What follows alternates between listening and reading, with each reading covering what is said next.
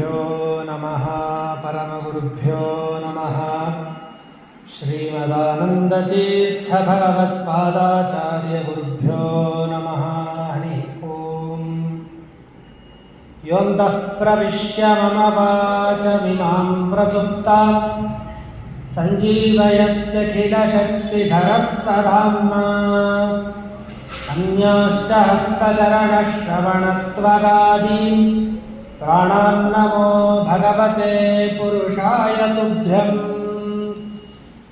ಓಷ್ಠಾಪಿದಾನಾನುಕೂಲೀದಂತೈಃ ಪರಿವೃತಾಪವಿಃ ಸರ್ವಸ್ಯೈವಾಚೈಶಾನಚಾರುಮಾಮಿಹ ವಾದಯೇತ್. ನಾರಾಯಣಾಯ ಪರಿಪೂರ್ಣಗುಣಾರ್ಣವಾಯ ವಿಶ್ವೋದಯಸ್ಥಿತಿಲಯೋ ನಿಯತಿಪ್ರದಾಯ ಜ್ಞಾನಪ್ರದಾಯ ವಿಬುಧಾಸುರಸೌಖ್ಯದುಃಖಸತ್ಕಾರಣಾಯ ವಿತತಾಯ ನಮೋ ನಮಸ್ತೆ. ಅಭ್ರಮಂ ಭಂಗರಹಿತಂ ಅಜಡಂ ವಿಮಲಂ ಸದಾ ಆನಂದತೀರ್ಥಮತುಲಂ ಭಜೆ ತಾಪತ್ರಯಾಪಹಂ. ಚಿತ್ರೈಃ ಪದೈಶ್ಚ ಗಂಭೀರೈರ್ವಾಕ್ಯೈರ್ಮಾನೈರಖಂಡಿತೈಃ ಗುರುಭಾವಂ ವ್ಯಂಜಯಂತಿ ಭಾತಿ ಶ್ರೀಜಯತೀರ್ಥವಾಗ್. ಶ್ರೀಸತ್ಯವರದುಗ್ಧಾಬ್ಧೇರುದ್ಧಿತಾ ಜಗತೀತಲೆ ಸುಧಾ ಶ್ರೀಸತ್ಯಧರ್ಮಾಖ್ಯ ಪಾವಯೇತ್ ಸ್ಮರತಃ ಸತಃ. ಸತ್ಯಾಭಿಜ್ಞಕರಾಬ್ಜೋತ್ಥಾನ್ ಪಂಚಾಶದ್ವರ್ಷಪೂಜಕಾನ್ ಸತ್ಯಪ್ರಮೋದತೀರ್ಥಾರ್ಯಾನ್ ನೌಮಿನ್ಯಾಯ ಸುಧಾರತಾನ್. ವಿಶುದ್ಧಂ ಯಸ್ಯ ಕೌಪೀನಂ ಸುವಿದ್ಯಾಬೋಧಕಂ ಸದಾ ಶ್ರೀಸತ್ಯಾತ್ಮಗುರುಂ ನೌಮಿ. ಸುವಿದ್ಯೇಂದ್ರ ನಮಸ್ಕೃತಂ ಆಪಾದಮೌಲಿಪರ್ಯಂತಂ ಗುರುಣಾಮಾಕೃತಿಂ ಸ್ಮರೇತ್. ತೇನ ವಿಘ್ನಾಃ ಪ್ರಣಶ್ಯಂತಿ ಸಿದ್ಧ್ಯಂತಿ ಚ ಮನೋರಥಾಃ. ಅಸ್ಮದ್ಗುರುಸಮಾರಂಭಾಂ ಟೀಕಾಕೃತ್ಪಾದಮಧ್ಯಗಾಂ ಶ್ರೀಮದಾಚಾರ್ಯಪರ್ಯಂತಾಂ ವಂದೇ ಗುರುಪರಂಪರಾಂ. ಶ್ರೀಗುರುಭ್ಯೋ. ಮಹಾಭಾರತ ತಾತ್ಪರ್ಯ ನಿರ್ಣಯದ 26ನೇ ಅಧ್ಯಾಯದ ಶ್ರವಣವನ್ನು ಮಾಡ್ತಾ ಇದ್ದೇವೆ. ಇಲ್ಲಿ 13 ದಿನದ ಯುದ್ಧದ ಒಂದು ಪ್ರಸಂಗವನ್ನು ನಾವು ತಿಳಿದಿದ್ದೇವೆ. ಇನ್ನು 14ನೇ ದಿನದ ಯುದ್ಧದ ಒಂದು ಪ್ರಸಂಗವನ್ನು 14 ಮತ್ತು 15ನೇ ದಿನದ 2 ದಿನದ ಯುದ್ಧದ ಪ್ರಸಂಗವನ್ನು ತಿಳಿಯಲಿಕ್ಕೆ ಪ್ರಯತ್ನ ಮಾಡೋಣ. ಅಲ್ಲಿಗೆ ಈ ಅಧ್ಯಾಯದ ಪರಿಸಮಾಪ್ತಿ ಅನ್ನೋದು ಆಗ್ತಾ ಇದೆ. ಏನಾಗಿದೆ ಹಿಂದಿನ ದಿನ ಏನಾಗಿದೆ ಅಂತಂದರೆ ಆ ಅಭಿಮನ್ಯುವಿನ ವಧವಾಗಿದೆ. ಅರ್ಜುನನ ಮಗನಾಗಿರ್ತಕ್ಕಂತಹ ಅಭಿಮನ್ಯು ಆ ಪದ್ಮವ್ಯೂಹದೊಳಗೆ ಹೋಗಿದ್ದಾನೆ. ಸಹಾಯಕರಾಗಿ ಭೀಮಸೇನ ದೇವರಾಗಿರ್ಬೋದು, ಇನ್ನು ಬೇರೆ ಯಾರು ಭೀಮಸೇನ ದೇವರೇ ಮೊದಲಾದ ದುಷ್ಟದ್ಯುಮ್ನಾದಿಗಳು ಯಾರನ್ನೂ ಜಯದ್ರಥ ತಡೆದಿಡಿದಿದ್ದಾನೆ. ತಡೆದಿಡಿದಿದ್ದಕ್ಕೋಸ್ಕರವಾಗಿ ಒಳಗೆ ಅಭಿಮನ್ಯುವಿನ ಅಂಗರಕ್ಷಕರಾಗಿ ಅವರಿಗೆ ಪ್ರವೇಶ ಮಾಡಲಿಕ್ಕೆ ಬಿಡಲಿಲ್ಲ. ಆಗ ಅಲ್ಲಿ ಒಳಗಡೆ ದುಶ್ಯಾಸನನ ಮಗ ಮತ್ತು ಅಭಿಮನ್ಯು ಇವರಿಬ್ಬರೂ ಕೂಡ ಪರಸ್ಪರವಾಗಿ ಯುದ್ಧವನ್ನು ಆಡಿ ಅನೇಕರ ವಧವನ್ನು ಮಾಡಿದ್ದಾನೆ ಅಭಿಮನ್ಯು. ಕೊನೆಯಲ್ಲಿ ದುಶ್ಯಾಸನ ಮಗನ ಜೊತೆ ಯುದ್ಧವಾಡಿ ಇಬ್ಬರೂ ಕೂಡ ಪರಸ್ಪರವಾಗಿ ಹತರಾಗಿದ್ದಾರೆ ಎಂಬುದಾಗಿ ನಿನ್ನೆ ಬಂತು. ಇಷ್ಟೇ ಅಲ್ಲ, ಆ ಅಭಿಮನ್ಯುವಿನ ವಧದ ಒಂದು ಪ್ರಸಂಗವನ್ನು ಕೇಳಿದಂತಹ ಅರ್ಜುನ ಕೂಡಲೇ ಕೋಪಿಷ್ಠನಾಗಿ ಕೃಷ್ಣ ಪರಮಾತ್ಮನನ್ನು, ಈ ಕಡೆ ಭೀಮಸೇನ ದೇವರನ್ನು ಯಾರನ್ನೂ ನೋಡಲಿಲ್ಲ, ಪ್ರತಿಜ್ಞೆ ಮಾಡೇ ಬಿಟ್ಟ. ನಾಳೆ ಸೂರ್ಯಾಸ್ತದ ಒಳಗಡೆ ಜಯದ್ರಥನನ್ನು ಕೊಲ್ಲುತ್ತೇನೆ ಅಂತ ಹೇಳಿ ಪ್ರತಿಜ್ಞೆ ಮಾಡಿ. ಆದರೆ ಅವನಿಗೆ ಆ ಸಾಮರ್ಥ್ಯ ಇದ್ದಿದ್ದಿಲ್ಲ. ಕೃಷ್ಣ ಪರಮಾತ್ಮನಿಗೆ ಗೊತ್ತಿತ್ತು ಇವನಿಗೆ ಇದು ಮಾಡಲಿಕ್ಕೆ ಆಗಲ್ಲ ಅಂತ ಗೊತ್ತಿತ್ತು. ಆದರೂ ಪ್ರತಿಜ್ಞೆ ಮಾಡಿಬಿಟ್ಟ. ಸರಿ ಆಯಿತು ಅಂಥೇಳಿ ಅಂದಿನ ದಿನ ರಾತ್ರಿ ಶಿಬಿರದಲ್ಲಿ ಮಲ್ಕೊಂಡಾಗ ಆ 6ನೇ ದಿನದ ಬೆಳಗ್ಗೆ, ಅಂದರೆ 14ನೇ ದಿನ ಈ ಯುದ್ಧ ಪ್ರಾರಂಭವಾಗಬೇಕಾಗಿತ್ತು, ಅಂದಿನ ಬೆಳಗ್ಗೆ ಕೃಷ್ಣ ಪರಮಾತ್ಮ ತನ್ನ ಅದ್ಭುತವಾದ ಒಂದು ಮಹಿಮೆ ಶಕ್ತಿಯಿಂದ ಏನು ಮಾಡಿದ್ದಾನೆ ಅಂತಂದರೆ ಅರ್ಜುನನಿಗೆ ಒಂದು ಸ್ವಪ್ನವನ್ನು ತೋರಿಸಿದ್ದಾನೆ. ಏನು ನಿನ್ನೆ ಕೇಳಿದ್ದೇವೆ ಅಂದರೆ ಅರ್ಜುನ ಕೈಲಾಸಕ್ಕೆ ಹೋದಂತೆ ರುದ್ರದೇವರನ್ನು ಸ್ತೋತ್ರ ಮಾಡಿದಂತೆ ಕನಸನ್ನು ತೋರಿಸಿದ್ದಾನೆ. ಬರೀ ಕನಸನ್ನು ತೋರಿಸಿಲ್ಲ, ನಿಜವಾಗಿಯೂ ಒಂದು ರೂಪವನ್ನು, ಒಂದು ಜೀವನ, ಒಂದು ಅಂಶದಿಂದ ಅಲ್ಲಿ ಕರೆದುಕೊಂಡು ಹೋಗಿ ಪಾಶುಪತಾಸ್ತ್ರ ಹಿಂದೆ ಏನು ಪಡೆದಿದ್ದರೋ ಅದನ್ನೇ ಮತ್ತೆ ಬಲವತ್ತಾಗಿ ಮಾಡಿಕೊಂಡು ಕೃಷ್ಣ ಪರಮಾತ್ಮ ಅರ್ಜುನನನ್ನು ಕರ್ಕೊಂಡು ಬಂದಿದ್ದಾನೆ. ಇಷ್ಟೆಲ್ಲ ಆದ ಮೇಲೆ ಸಾಂತ್ವಯಿತ್ವಾ ಸುಭದ್ರಾಂಚ ಗತ್ವೋಪಪ್ಲಾವ್ಯಮಚ್ಯುತಃ ಯೋಜಯಿತ್ವಾ ರಥಂ ಪ್ರಾತಃ ಸಾರ್ಜುನೋ ಯುದ್ಧಮಭ್ಯಯಾತ್. ಆ ಕಡೆ ಉಪಪ್ಲಾವ್ಯ ನಗರಕ್ಕೆ ಹೋಗಿದ್ದಾರೆ ಕೃಷ್ಣ ಪರಮಾತ್ಮ. ಕೃಷ್ಣ ಪರಮಾತ್ಮ ನೋಡಿ, ಸಜ್ಜನರನ್ನು ಎಂದೂ ದೇವರು ಬಿಡೋದಿಲ್ಲ, ಸಜ್ಜನರನ್ನು ದೇವರು ಎಂದೂ ಬಿಡೋದಿಲ್ಲ. ತಂಗಿಯಾದ ಸುಭದ್ರೆ ಮಗನ ಅಭಿಮನ್ಯುವಿನ ಮರಣದಿಂದ ದುಃಖಿತಳಾಗಿದ್ದಾಳೆ ಅಂತ ತಿಳಿದು ಕೂಡಲೇ ಉಪಪ್ಲಾವ್ಯ ನಗರಕ್ಕೆ ಹೋಗಿ ಅಲ್ಲಿ ಆ ಯಾರು ಸುಭದ್ರೆಗೆ ವಿಶೇಷವಾಗಿ ಒಂದು ಸ್ವಲ್ಪ ಸಮಾಧಾನವನ್ನು ಮಾಡಿ ಕೃಷ್ಣ ಪರಮಾತ್ಮ ಮತ್ತೆ ಬಂದಿದ್ದಾನೆ.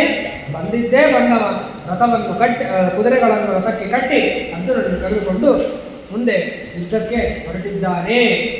ಅಷ್ಟರಲ್ಲಿ ಆ ಕಡೆ ಏನಾಗಿದೆ ಅಂತಂದರೆ, ದ್ರೋಣಾಚಾರ್ಯರು ಒಂದು ವ್ಯೂಹವನ್ನು ಅವರು ರಚನೆಯನ್ನು ಮಾಡಿದ್ದಾರೆ. ಈಗ ದ್ರೋಣಾಚಾರ್ಯರು ಸೇನಾಧಿಪತಿಗಳು.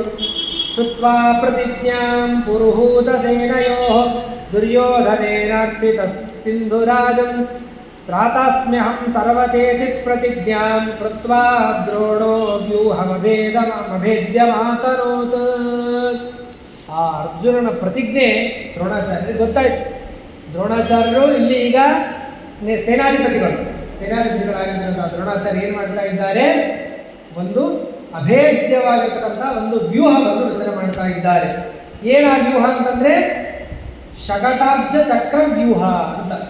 ಏನೇನು ಶಕಟಾಬ್ಜ ಚಕ್ರ ವ್ಯೂಹ ಅಂತಂದರೆ ಅದಕ್ಕೆ ಹೇಳ್ತಾ ಇದ್ದಾರೆ ಪದ್ಮವ್ಯೂಹ, ಚಕ್ರವ್ಯೂಹ ಮತ್ತು ಶಕಟ ವ್ಯೂಹ ಅಂತೇಳಿ 3 ವ್ಯೂಹಗಳು. ಆ 3 ವ್ಯೂಹಗಳ ಒಂದು ಸಂಕಲನಾತ್ಮಕವಾಗಿರ್ತಕ್ಕಂಥ ಒಂದು ವ್ಯೂಹ ಇದು. ಒಂದೇ ಪದ್ಮವ್ಯೂಹವನ್ನೇ ಹಿಂದಿನ ದಿವಸ ಯಾರಿಗೂ ಭೇದನ ಮಾಡಲಿಕ್ಕೆ ಆಗದೇನೆ ಅಭಿಮನ್ಯು ಒಬ್ಬನೇ ಹೋಗಿ ಒಳಗೆ ಹೋಗಿ ಬದುಕಲಾರ್ದು ಬಂದು ಹೊರಗೆ. ಅಂಥದ್ದು ಮರುದಿನ ಜಯದ್ರಥನನ್ನು ಕೊಲ್ತೇನೆ ಅಂತ ಹೇಳಿ ಅರ್ಜುನ ಪ್ರತಿಜ್ಞೆ ಮಾಡಿದ್ದಕ್ಕೆ ಈ ದ್ರೋಣಾಚಾರ್ಯ ಏನು ಮಾಡ್ತಾ ಇದ್ದಾರೆ, 3 ಇದು ವ್ಯೂಹಗಳು, ಆ 3ಅನ್ನು ಕೂಡಿಸಿ, ಅಂದರೆ ಮೊದಲಿಗೆ ಶಕಟ ವ್ಯೂಹ, ಅದರ ಸುತ್ತಲೂ ಪದ್ಮವ್ಯೂಹ, ಅದರ ಸುತ್ತಲೂ ಚಕ್ರವ್ಯೂಹ, ಅಂದರೆ ಒಂದರ ಒಳಗೆ ಒಂದು, ಈ ರೀತಿಯಾಗಿ ಒಂದು ಅಭೇದ್ಯವಾಗಿರ್ತಕ್ಕಂತಹ ವ್ಯೂಹದ ರಚನೆಯನ್ನು ಮಾಡಿದ್ದಾರೆ. ಇಷ್ಟಾದ ಮೇಲೆ ಆ ವ್ಯೂಹವನ್ನು ರಚನೆಯನ್ನು ಮಾಡಿ ಮುಂದುಗಡೆ ಎಲ್ಲಿ ಪ್ರವೇಶ ಮಾಡಬೇಕಲ್ಲ, ಮುಂದಿನ ದ್ವಾರದಲ್ಲಿ ಸ್ವಯಂ ದ್ರೋಣಾಚಾರ್ಯ ನಿಂತಿದ್ದಾರೆ. ಹಿಂದುಗಡೆ ಹಿಂಭಾಗದಲ್ಲಿ ಯಾರನ್ನು ನಿಂದಿರಿಸಿದ್ದಾರೆ, ಅಶ್ವತ್ಥಾಮಾಚಾರ್ಯರನ್ನ ಮತ್ತು ಕೃಪಾಚಾರ್ಯರನ್ನ, ಶಲ್ಯ ಮಹಾರಾಜರನ್ನು ಹಿಂದುಗಡೆ ನಿಂದಿರಿಸಿದ್ದಾರೆ. ಅವಾಗ ಅರ್ಜುನ ಬಂದಿದ್ದಾನೆ, ಎದುರುಗಡೆ ದ್ರೋಣಾಚಾರ್ಯ ನಿಂತಿದ್ದಾರೆ. ದ್ರೋಣಾಚಾರ್ಯ ಹಿರಿಯರು, ಏನು ಮಾಡಬೇಕು? ಅರ್ಜುನ ಬಂದ, ಯುದ್ಧ ಪ್ರಾರಂಭ ಮಾಡಿದ. ಆದರೆ ಇಲ್ಲೇ ದ್ರೋಣಾಚಾರ್ಯ ಜೊತೆ ಯುದ್ಧ ಮಾಡ್ಬೋದು ಕೂತ್ರೆ ಪ್ರತಿಜ್ಞಾವನ್ನು ಪರಿಪಾಲನೆ ಮಾಡಲಿಕ್ಕೆ ಆಗಲ್ಲ. ದ್ರೋಣಾಚಾರ್ಯ ಸರಳ ಸೋಲಿಕ್ಕೆ ಆಗೋದಿಲ್ಲ. ಇವ್ರ ಜೊತೆ ಯುದ್ಧ ಮಾಡ್ಬೋದು ಕೂತು ಬಿಟ್ರೆ ಸಂಜೆ ಒಳಗೆ ಜಯದ್ರಥನ ಕೊಡ್ಲಿಕ್ಕೆ ಆಗೋದಿಲ್ಲ. ಅದಕ್ಕೆ ಉಪಾಯ ಮಾಡಿದ. ಏನು ಮಾಡಿದ? ದ್ರೋಣಾಚಾರ್ಯ ಒಂದು ಪ್ರದಕ್ಷಿಣೆ ಹಾಕೊಂಡು ಹೋಗ್ಬಿಟ್ಟ. ದ್ರೋಣಾಚಾರ್ಯ ಅದನ್ನು ಖುಷಿ ಪಟ್ಬಿಟ್ಟು ಹೇಳಿ ಕೇಳಿ ಇವರೆಲ್ಲರೂ ಕಣ್ಣೆದರಿಗೆ ಬಳದ ಮಕ್ಕಳು ಮೊಮ್ಮಕ್ಕಳೇ ಇವರೆಲ್ಲ. ಅಂದ್ರೆ ದ್ರೋಣಾಚಾರ್ಯರಿಗೆಲ್ಲ, ಭೀಷ್ಮಾಚಾರ್ಯರಿಗೆಲ್ಲರಿಗೂ ಮಕ್ಕಳು ಮೊಮ್ಮಕ್ಕಳು. ಇನ್ನು ದ್ರೋಣಾಚಾರ್ಯನಿಗೆ ಗುರುಗಳು ಶಿಷ್ಯರು. ಹಾಗಾಗಿ ಎಲ್ಲರೂ ಸಣ್ಣವರು. ಮುಂದೆ ಅವರು ಪ್ರದಕ್ಷಿಣೆ ಹಾಕೊಂಡು ಹೋದ ತಕ್ಷಣ ಅವರು ಆ ಪ್ರದಕ್ಷಿಣೆಯಿಂದ ತೃಪ್ತರಾಗಿ ಅವನ್ನ ಒಳಗೆ ಪ್ರವೇಶ ಮಾಡಲಿಕ್ಕೆ ಬಿಟ್ಬಿಡ್ತಾರೆ ಅದು ದ್ರೋಣಾಚಾರ್ಯರು. ಬಿಟ್ಟ ಮೇಲೆ ಅರ್ಜುನ ಏನು ಮಾಡ್ತಾನೆ, ಒಳಗಡೆ ಹೋಗ್ತಾ ಇದ್ದಾರೆ, ಹುಡುಕ್ತಾ ಹೋಗ್ತಾ ಇದ್ದಾನೆ. ಎಷ್ಟು ಹುಡುಕಿದ್ರು ಎಲ್ಲೂ ಜಯದ್ರಥ ಸಿಗ್ತಾನೇ ಇಲ್ಲ. ಹುಡುಕ್ತಾ ಹೋದ. ಅವಾಗ ಏನು ಮಾಡಿದ್ದಾರೆ ಅಂತಂದರೆ, ಅರ್ಜುನ ಏನು ಮಾಡಿದ, ಕೃತವರ್ಮನನ್ನು ಮೊದಲಿಗೆ ಸೋಲಿಸಿದ. ಕೃತವರ್ಮನನ್ನು ಸೋಲಿಸಿ ಆಮೇಲೆ ದೃಢಾಯು, ಆಮೇಲೆ ಅಚ್ಯುತಾಯು ಅಂತ ಹೇಳಿ ಇಬ್ಬರಿದ್ರು. ಅವರಿಬ್ಬರನ್ನು 2 ಬಾಣಗಳನ್ನು ಬಿಟ್ಟು ಅವರಿಬ್ಬರನ್ನು ಕೊಂದಾಕಿದ. ಅದಾದ ಮೇಲೆ ಶತಾಯುಧ ಅಂತ ಹೇಳಿ ಒಬ್ಬವಿದ್ದ. ಅವನನ್ನು ಏನು ಮಾಡಿದ್ರು ಅಂತಂದರೆ, ಅರ್ಜುನ ಏನು ಮಾಡಿದ, ಸುದಕ್ಷಿಣ ಅಂತ ಒಬ್ಬನಿದ್ದ, ಆಮೇಲೆ ಅಂಬಷ್ಟ ಅಂತಿದ್ದ. ಅವನ್ನೆಲ್ಲರನ್ನೂ ಸಂಹಾರ ಮಾಡ್ತಾ ಹೋಗಿ ವರುಣನಿಂದ ನದಿಯಲ್ಲಿ ಜನಿಸಿರತಕ್ಕಂತಹ ಶತಾಯುಧ ಅಂತ ಹೇಳಿ, ಶ್ರುತಾಯುಧ ಅಂತ. ಅವನಿಗೆ ಯಾಕೆ ಶ್ರುತಾಯುಧ ಅಂತ ಹೆಸರಿತ್ತು ಅಂತಂದರೆ, ವರುಣದೇವರು ಅವನನ್ನು ಹುಟ್ಟಿಸಿದ ನಂತರದಲ್ಲಿ ಅವನ ಒಂದು ರಕ್ಷಣೆಗೋಸ್ಕರವಾಗಿ ಒಂದು ಗದೆಯನ್ನು ಕೊಟ್ಟಿದ್ದರು. ಆ ಗದೆ ಅನ್ನೋದು ಅಮೋಘವಾಗಿರ್ತಕ್ಕಂಥ ಗದೆ. ಆ ಗದೆ ಇದ್ದಷ್ಟು ದಿವಸ ಈ ಶ್ರುತಾಯುಧನನ್ನು ಯಾರೂ ಸೋಲಿಸಲಿಕ್ಕೆ ಸಾಧ್ಯ ಇಲ್ಲ. ಹೀಗೆ ವರುಣದೇವರು ಅಪ್ಪ ಮಗನಿಗೆ ಒಂದು ವರವನ್ನು ಕೊಟ್ಟು ಒಂದು ಗದವನ್ನು ಕೊಟ್ಟುಬಿಟ್ಟಿದೆ. ಹಾಗಾಗಿ ಆ ಗದ ಇದ್ದಿದ್ದಕ್ಕೆ ಇವನಿಗೆ ಯಾರಿಂದಲೂ ಸೋಲೆ ಇರ್ತಿದ್ದಿಲ್ಲ ಶ್ರುತಾಯುಧ. ಅವನನ್ನು ಕೂಡ ಏನು ಮಾಡಿದ್ದಾನೆ, ಯಾರು ಅರ್ಜುನ ಅವನನ್ನು ಸಂಹಾರ ಮಾಡಿದ್ದಾನೆ. ಅದಾದ ನಂತರದಲ್ಲಿ ಆಮೇಲೆ ಏನಾಗ್ತಾ ಇದೆ ಅಂತಂದರೆ, ದ್ರೋಣಾಚಾರ್ಯ ಏನು ಮಾಡಿದ್ದಾರೆ ಅಂತಂದರೆ ಮತ್ತೆ ಆ ದುರ್ಯೋಧನ ಬಂದು ಮತ್ತೆ ದ್ರೋಣಾಚಾರ್ಯರಿಗೆ ಮತ್ತೆ ನಿಂದನೆಯನ್ನು ಮಾಡ್ತಾ ಇದ್ದಾರೆ. ಗುಂಪು ಗುಂಪಾಗಿ ನಮ್ಮ ಕೌರವ ಸೇನೆ ಎಲ್ಲರೂ ವೀರರು ಬಲಿಷ್ಠರು ಎಲ್ಲರೂ ಸಾಯ್ತಾ ಇದ್ದಾರೆ. ಏನು ಮಾಡ್ತಾ ಇದ್ದೀರಿ ನೀವು? ಸೇನಾಧಿಪತ್ಯವನ್ನು ತಗೊಂಡು ಅದರ ಮುಂದೆ ನಿಂತು ಯುದ್ಧ ಮಾಡಿಸೋದನ್ನು ನೋಡಿ ಇಷ್ಟೆಲ್ಲ ನಮ್ಮವರು ಸಾಯ್ತಾ ಇದ್ದಾರೆ, ಏನು ವ್ಯವಸ್ಥೆ ಮಾಡಿದೆ ಅಂತ ಹೇಳಿ ಬಾಯಿ ಬಂದು ಬೈತಾ ಇದ್ದಾನೆ ದುರ್ಯೋಧನ ದ್ರೋಣಾಚಾರ್ಯರಿಗೆ. ಅವಾಗ ದ್ರೋಣಾಚಾರ್ಯ ಏನು ಮಾಡಿದರು ಅಂತಂದರೆ ಉಲ್ಟಾ ಆ ದುರ್ಯೋಧನನಿಗೆ ಏನು ಮಾಡಿದ್ದಾರೆ ಅಂತಂದರೆ ಒಂದು ಮಂತ್ರಭೂತವಾಗಿರ್ತಕ್ಕಂತಹ ಕವಚವನ್ನು ಯಾರು ದ್ರೋಣಾಚಾರ್ಯರು ಆ ದುರ್ಯೋಧನನಿಗೆ ಕೊಡ್ತಾ ಇದ್ದಾರೆ. ದುರ್ಯೋಧನನಿಗೆ ಕೊಟ್ಟು ಇತೀರಿತೇ ಭೇದ್ಯವಮುಷ್ಯವರ್ಮ ಬದ್ವಾ ಮಹಾನ್ ಮಂತ್ರ ಬಲಾತ್ಸ ವಿಪ್ರಹ ಜಗಾದಯೇನೈವ ಬಲೇನ ಪಾರ್ಥೈಃ ವಿರುದ್ಧ ಸೇತೇನ ಯಾಹಿ ಫಲ್ಗುನಂ ಅಂತ ಹೇಳಿ ಆ ಒಂದು ಅಭೇದ್ಯವಾಗಿರ್ತಕ್ಕಂತಹ ಮಂತ್ರಭೂತವಾಗಿರ್ತಕ್ಕಂತಹ ಒಂದು ಕವಚ, ವರ್ಮ ಅಂದರೆ ಕವಚವನ್ನು ಕೊಟ್ಟು ನೀನೇ ಅರ್ಜುನನ ಮೇಲೆ ಯುದ್ಧಕ್ಕೆ ಹೋಗು, ನನ್ನ ಬೈತಾ ಇದೆಯಲ್ಲ ನೀನೇನು ಮಾಡ್ಲಿಕ್ಕಾಗಲ್ಲ ಅಂತ ಹೇಳಿ ನೀನೇ ಹೋಗಪ್ಪ ಅಂತ ಹೇಳಿ ಅವನನ್ನು ಕೊಟ್ಟು ಕಳಿಸಿದ್ದಾರೆ. ಆವಾಗ ಅರ್ಜುನ ಮತ್ತು ದುರ್ಯೋಧನದ ವಿಚಿತ್ರವಾಗಿರ್ತಕ್ಕಂಥ ಯುದ್ಧ ಅಂತಕ್ಕಂಥದ್ದು ಅಲ್ಲಿ ಪ್ರಾರಂಭವಾಗಿದೆ. ಇತೀರಿತೋ ಧಾರ್ತ ರಾಷ್ಟ್ರಸ್ಸ ಚಾಪಂ ಆದಾಯ ಸೌವರ್ಣರಥೋಪರಿಸ್ಥಃ ಜಗಾಮ ಪಾರ್ಥಂ ತಮವಾರಯಶ್ಚ ಶನೈರನೇಕೈಃ ಅನಲ ಪ್ರಕಾಶೈಃ. ಅಗ್ನಿಯಂತೆ ಹೊಳೆತಕ್ಕಂತಹ ಬಾಣಗಳು, ಫಳ ಫಳ ಫಳ ಫಳ ಹೊಳೆಯತಕ್ಕಂತಹ ಬಾಣಗಳು, ಅವುಗಳನ್ನು ಪರಸ್ಪರವಾಗಿ ಅರ್ಜುನ ಮತ್ತು ದುರ್ಯೋಧನ ಇಬ್ಬರೂ ಕೂಡ ಪರಸ್ಪರ ಹಾಕ್ತಾ ಇದ್ದಾರೆ. ಸ್ವಲ್ಪ ಹೊತ್ತು ಅದೇ ರೀತಿಯಾಗಿ ಯುದ್ಧವಾದ ಮೇಲೆ ಅರ್ಜುನನಿಂದ ದುರ್ಯೋಧನನ ಪರಾಭವ ಅಂತಕ್ಕಂಥದ್ದಾಗಿದೆ. ಅದಾದ ಮೇಲೆ ಅರ್ಜುನ ಅಶ್ವತ್ಥಾಮಾಚಾರ್ಯ ಜೊತೆ ಯುದ್ಧವನ್ನು ಮಾಡ್ತಾ ಇದ್ದಾರೆ. ಅದಾದ ಮೇಲೆ ಈ ಅಶ್ವತ್ಥಾಮಾಚಾರ್ಯ ಜೊತೆ ಯುದ್ಧವನ್ನು ಮಾಡ್ತಾ ಇರಬೇಕಾದ್ರೆ ಇವನ ಯಾರು ಅರ್ಜುನನ ಒಂದು ಪರಾಕ್ರಮವನ್ನು ನೋಡಿ ಅಲ್ಲೇನಾಗಿದ್ದಾರೆ ದ್ರೋಣಾಚಾರ್ಯರು ಬಂದಿದ್ದಾರೆ. ಮತ್ತೆ ದ್ರೋಣಾಚಾರ್ಯರು ಕೂಡ ವಿಶೇಷವಾಗಿ ಮಧ್ಯದಲ್ಲಿ ಅಂದರೆ ಸೇನೆಯ ಮಧ್ಯದಲ್ಲಿ ಹೊಕ್ಕು ವಿಶೇಷವಾಗಿ ರಣರಂಗದಲ್ಲಿ ವಿಶೇಷವಾಗಿ ಯುದ್ಧವನ್ನು ಮಾಡ್ತಾ ಇದ್ದಾರೆ. ಆ ದ್ರೋಣಾಚಾರ್ಯರು ಯುದ್ಧವನ್ನು ಮಾಡ್ತಾ ಸತ್ಯಜಿತ್ ಅವನನ್ನು ಕೊಂದು ಹಾಕಿದ್ದಾರೆ. ಕೊಂದು ಹಾಕಿ ಯುಧಿಷ್ಠಿರನ ಮೇಲೆ ಏನಂತಾರದನ್ನು ದಾಳಿ ಮಾಡಿ ಯುಧಿಷ್ಠಿರನನ್ನು ಸೋಲಿಸಿದ್ದಾರೆ. ಯುಧಿಷ್ಠಿರನನ್ನು ಸೋಲಿಸಿ ಅಷ್ಟೇ ಅಲ್ಲದೇನೆ ದುಷ್ಟಕೇತುವಿನ ಸಂಹಾರವನ್ನು ಮಾಡಿದ್ದಾರೆ.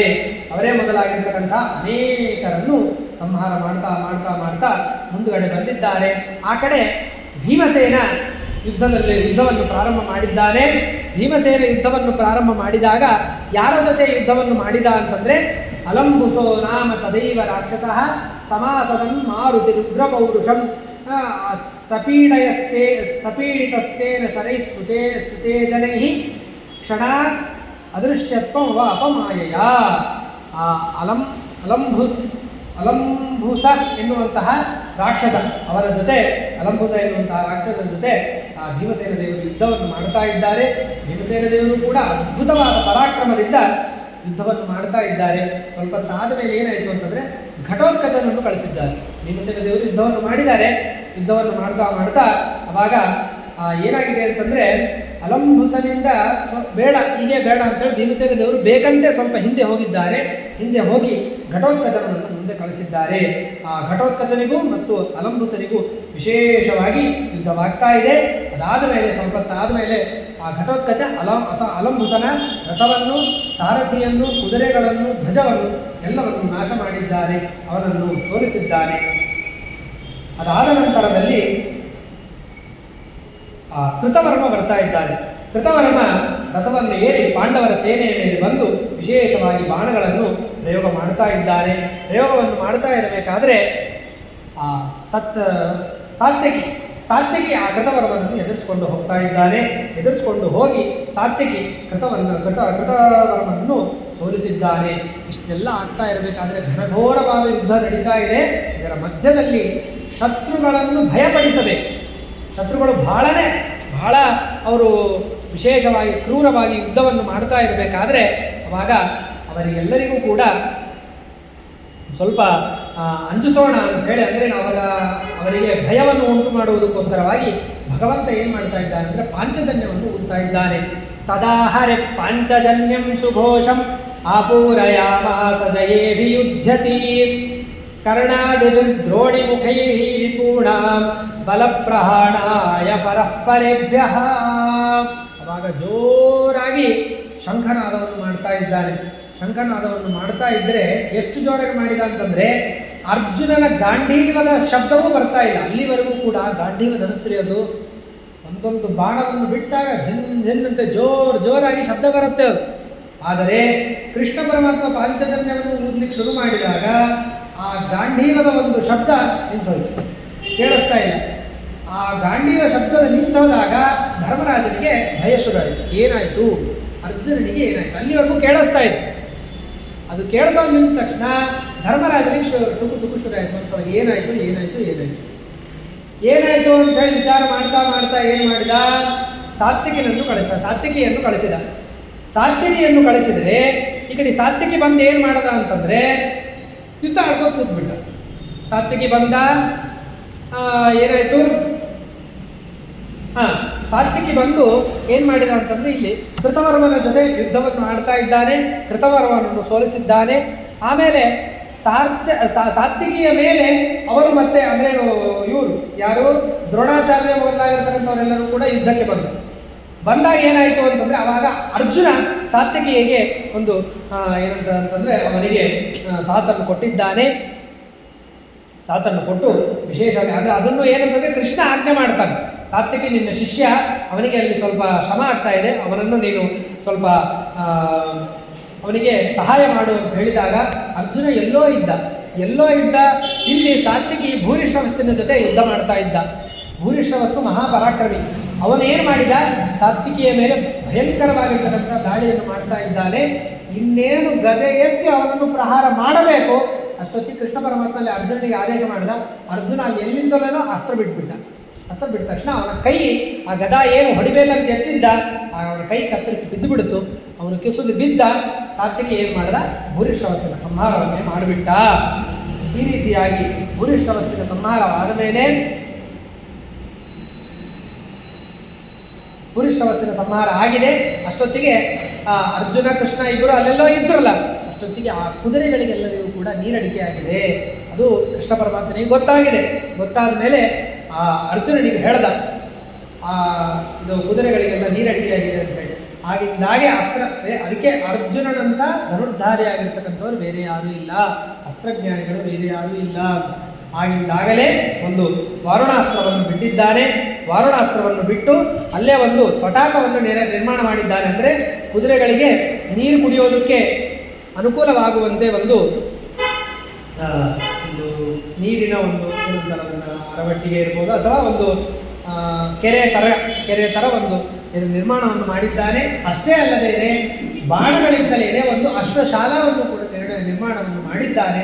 ಅಲ್ಲಿ ಕೃಷ್ಣ ಪರಮಾತ್ಮ ಆ ಕುದುರೆಗಳನ್ನೆಲ್ಲ ಬಿಚ್ಚಿ ಕರೆದುಕೊಂಡು ಹೋಗಿ ಅವರ ಮೇಲೆ ಚುಚ್ಚಿರತಕ್ಕಂಥ ಬಾಣಗಳನ್ನೆಲ್ಲ ತೆಗೆದು ಅವಕ್ಕೆಲ್ಲ ರಕ್ತ ಹೋಗುವಂತೆ ಮೈಯೆಲ್ಲ ಒರೆಸಿ ಸ್ನಾನ ಮಾಡಿಸಿ ನೀರು ಕುಡಿಸಿ ಕೃಷ್ಣ ಪರಮಾತ್ಮ ಆ ಕುದುರೆಗಳನ್ನೆಲ್ಲ ಚೆನ್ನಾಗಿ ನೋಡ್ಕೊಂಡಿದ್ದಾನೆ.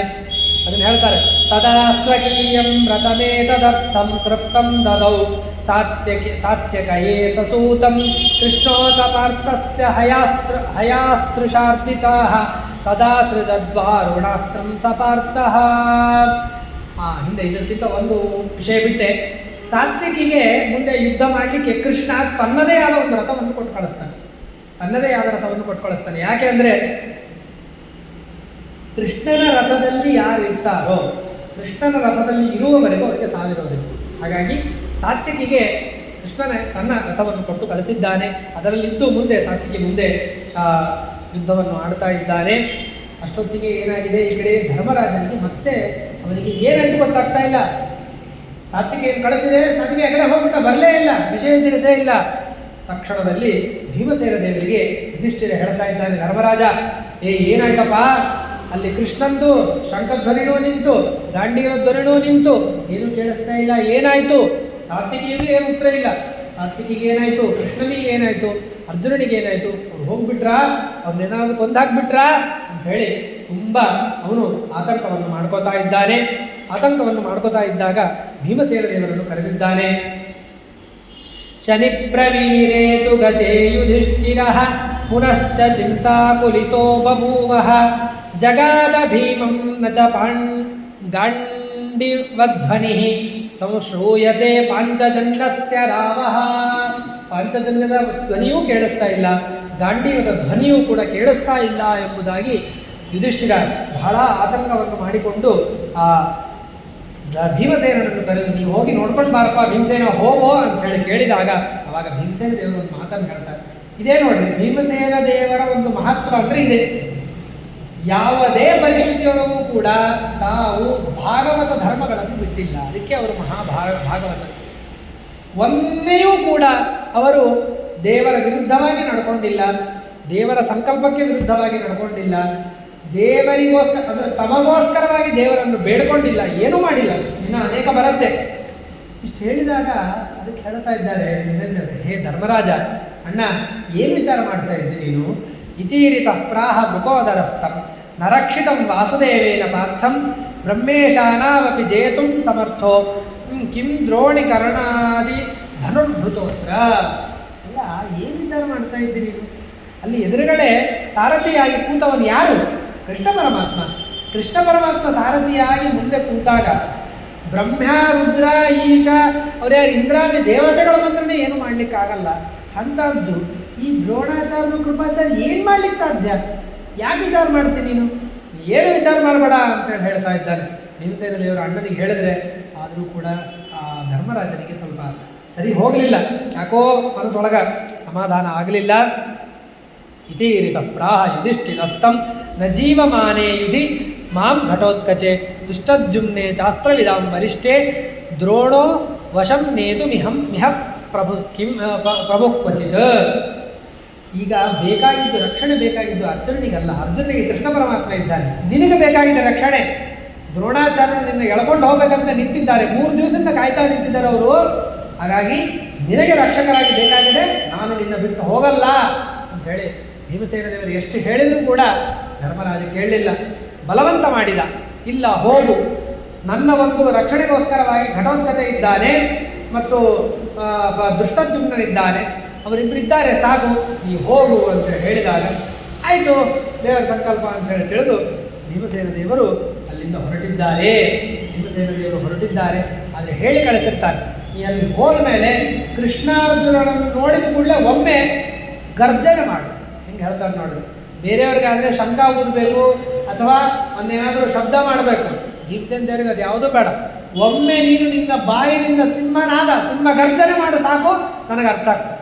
ಅಲ್ಲಿ ಅರ್ಜುನನಿಗೆ ಕೃಷ್ಣನಿಗೆ ಏನೂ ಆಗಿಲ್ಲ, ಅವ್ರನ್ನ ಕಂಡ ತಕ್ಷಣ ಅವರು ಸುರಕ್ಷಿತರಿದ್ದಾರೆ ಅಂತ ಆದ ತಕ್ಷಣ ಒಮ್ಮೆ ಗರ್ಜನೆ ಮಾಡು, ನಾನು ಮುಂದೆ ಆ ಒಂದು ಚಿಂತೆಯಿಂದ ನಾನು ಪಾರಾಗ್ತೀನಿ ಅಂತ ಹೇಳಿದಾಗ ಅದೇ ರೀತಿಯಾಗಿ ಜಯದ್ರಥನ ಸಂಹಾರವೂ ಆದಮೇಲೆ ಅಲ್ಲಿವರೆಗೂ ಅದೆಲ್ಲೆಲ್ಲೋ ಆಗ್ತದೆ, ನಾನು ಇಲ್ಲೆಲ್ಲೋ ಇದ್ದೀನಿ.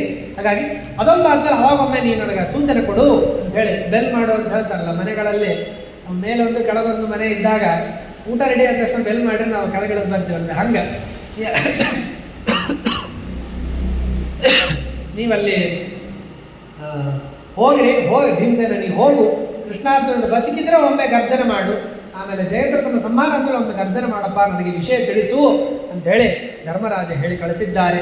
ಹೇಳಿ ಕಳಿಸಿದ ಮೇಲೆ ಈ ಕಡೆ ಭೀಮಸೇನ ದೇವರು ಬರ್ತಾ ಇದ್ದಾರೆ. ಭೀಮಸೇನ ದೇವರು ಬಂದದ್ದೇ ಯಾರ ಜೊತೆ? ದ್ರೋಣಾಚಾರ್ಯ ಜೊತೆ ಯುದ್ಧವನ್ನು ಮಾಡ್ತಾ ಇದ್ದಾರೆ. ನಿವಾರಯತ್ತಂ ಶರವರ್ಷಧಾರೋ ದ್ರೋಣೋ ವಚಶ್ಚೇದ ಉವಾಚ ಭೀಮಂ ಶಿಷ್ಯ ಸ್ನೇಹಾತ್ ವಾಸವಿಃ ಸಾತ್ವಿಕಿಶ್ಚ ಮಯಾ ಪ್ರಮುಕ್ತೌ ವೃಷಮಾನತೌ ಮಯಿ.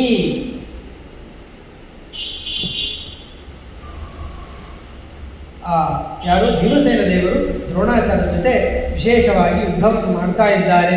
ಇಷ್ಟಾದ ಮೇಲೆ ಆದರೂ ಕೂಡ ಅವರನ್ನು ಕೊಲ್ಲಲಿಲ್ಲ. ಪರಸ್ಪರವಾಗಿ ಗದಾ ಯುದ್ಧವನ್ನು ಮಾಡ್ತಾ ಇದ್ದಾರೆ. ಗದಾ ಯುದ್ಧವನ್ನು ಮಾಡಬೇಕಾದರೆ ದ್ರೋಣಾಚಾರ್ಯ ರಥವನ್ನು ಭೀಮಸೇನ ದೇವರು ಒಂದೇ ಒಂದು ಗದಾ ಪ್ರಹಾರ, ಜೋರಾಗಿ ಗದಾ ಪ್ರಹಾರ ಮಾಡಿದರೆ ಇಡೀ ರಥ, ಧ್ವಜ, ಸಾರಥಿ, ಕುದುರೆ ಎಲ್ಲವೂ ಕೂಡ ಪುಡಿ ಪುಡಿ ಆಗೋದಿದೆ. ಆದರೆ ರಥದೊಳಗಿರೋ ದ್ರೋಣಾಚಾರ್ಯ ಏನಾಯಿತು ಅಂತಂದರೆ ಏನೂ ಆಗಲಿಲ್ಲ. ಯಾಕೆ ಅಂತಂದರೆ ಅವರು ತೆಳ್ಳಗಿದ್ರು ಅಂತ ಹೇಳ್ತಾರೆ. ಅಂದರೆ ತವಪ್ಲುತೋ ಲಾಘವತೋ ಧರಾತಲೆ, ಅವರು ಬಹಳ ತೆಳ್ಳಗಿದ್ರಂತೆ. ತೆಳ್ಳಗಿದ್ದಕ್ಕೆ ಆ ಗದಾ ಎತ್ತಿ ಹೊಡೆಯೋಷ್ಟರೊಳಗೆ ರಥದಿಂದ ಜಿಗಿದು ಬಿಟ್ರಂತೆ. ಜಿಗಿದಿದ್ದಕ್ಕೆ ಅವರು ಅಂದಿನ ದಿನ ಅಲ್ಲಿ ಬದುಕೊಂಡಿದ್ದಾರೆ. ಆ ಗದಾ ಪ್ರಹಾರದಿಂದ ದ್ರೋಣಾಚಾರ್ಯರಿಗೆ ಏನೂ ಆಗಲಿಲ್ಲ. ಇಷ್ಟಾದ ಮೇಲೆ ಬೇಗನೆ ಮತ್ತೆ ಅಲ್ಲಿಂದಲೇ ಆಗಿದ್ದಾಗ ದುರ್ಯೋಧನ ಮತ್ತೆ ಹೊಸ ರಥವನ್ನು ಕೊಟ್ಟು ಕಳಿಸಿದ್ದಾನೆ, ಮತ್ತೆ ಯುದ್ಧವನ್ನು ಮಾಡಿದ್ದಾರೆ.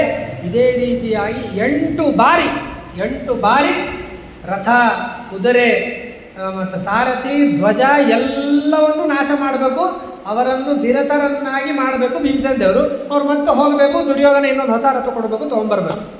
ಈ ರೀತಿಯಾಗಿ 8 ಬಾರಿ ಮಾಡಿದ್ದಾರೆ. ಕೊನೆಯ ಬಾರಿ ಅಂತೂ ಇನ್ನು ನಾನು ನಿಮ್ಮನ್ನು ಕೊಲ್ಲಬಲ್ಲೆ, ನನಗೆ ನಿಮ್ಮನ್ನು ಕೊಲ್ಲುವ ಸಾಮರ್ಥ್ಯ ಇದೆ ಅಂತೇಳಿ ಯಾರಿಗೆ? ಭೀಮಸೇನ ದೇವರಿಗೆ ತೋರಿಸ್ಬೇಕಾಗಿದೆ. ಅದಕ್ಕೆ ಏನು ಮಾಡಿದ ಭೀಮಸೇನ ದೇವರು? ಆ ರಥದಿಂದ ಸಹಿತವಾದ ದ್ರೋಣಾಚಾರ್ಯ ಎತ್ತಿ ಮೇಲೆ ಎತ್ತಿ ಒಗೆದು ಬಿಟ್ಟು ಪುಡಿ ಪುಡಿ ಆಗೋಯ್ತಲ್ಲ. ಆದರೆ ಮತ್ತೆ ಯಥಾ ಪ್ರಕಾರವಾಗಿ ದ್ರೋಣಾಚಾರ್ಯರು ರಥದಿಂದ ಹಾರಿ ಅಲ್ಲಿಯೂ ಕೂಡ ಬದುಕೊಂಡಿದ್ದಾರೆ. ಇಷ್ಟಾದ ಮೇಲೆ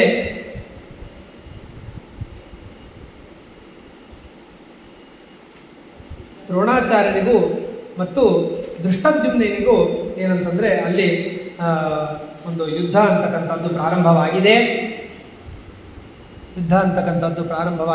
ಅದಾದ ಮೇಲೆ ಕೃತವರ್ಮನನ್ನು ಪರಾಭವ ಅಂದರೆ ಅವನನ್ನು ಸೋಲಿಸಿದ್ದಾರೆ. ಇಷ್ಟೆಲ್ಲ ಆದ ಮೇಲೆ ಭೀಮಸೇನ ದೇವರು ಗರ್ಜನೆಯನ್ನು ಮಾಡ್ತಾ ಇದ್ದಾರೆ. ಭೀಮಸೇನ ದೇವರು ಜೋರಾಗಿ ಒಮ್ಮೆ ಸಿಂಹನಾದವನ್ನು ಮಾಡಿದ್ದಾರೆ. ಅದರಿಂದ ಯಾಕೆ ಮಾಡಿದರು ಅಂತಂದರೆ ಆ ಕೃಷ್ಣ ಮತ್ತು ಅರ್ಜುನನನ್ನು ನೋಡಿದ ಭೀಮಸೇನ ದೇವರು ಕೃಷ್ಣಾರ್ಜುನನನ್ನು ನೋಡಿ ಈ ವಿಷಯವನ್ನು ಯಾರಿಗೆ ತಿಳಿಸಬೇಕಾಗಿದೆ? ಧರ್ಮರಾಜನಿಗೆ ತಿಳಿಸಬೇಕಾದದ್ದರಿಂದ ಭೀಮಸ್ಯ ನಾನದತಯೇವ ಮಹಾಸ್ವನೇನ ವಿಣ್ಮೂತ್ರ ಶೋಣಿತ ಮತೋ ಮೃತಿ ಮಾಪುರೇಕೆ ಭೀತೇಶು ಸರ್ವನೃಪತಿಷ್ವಪಿ ಶ್ವಮವಾಪತೂರ್ಣಂ ಕರ್ಣೋ ವಿಕರ್ಣ ಮುಖರಾಹ ಅಪಿ ಧಾರ್ತರಾಷ್ಟ್ರಾಹ.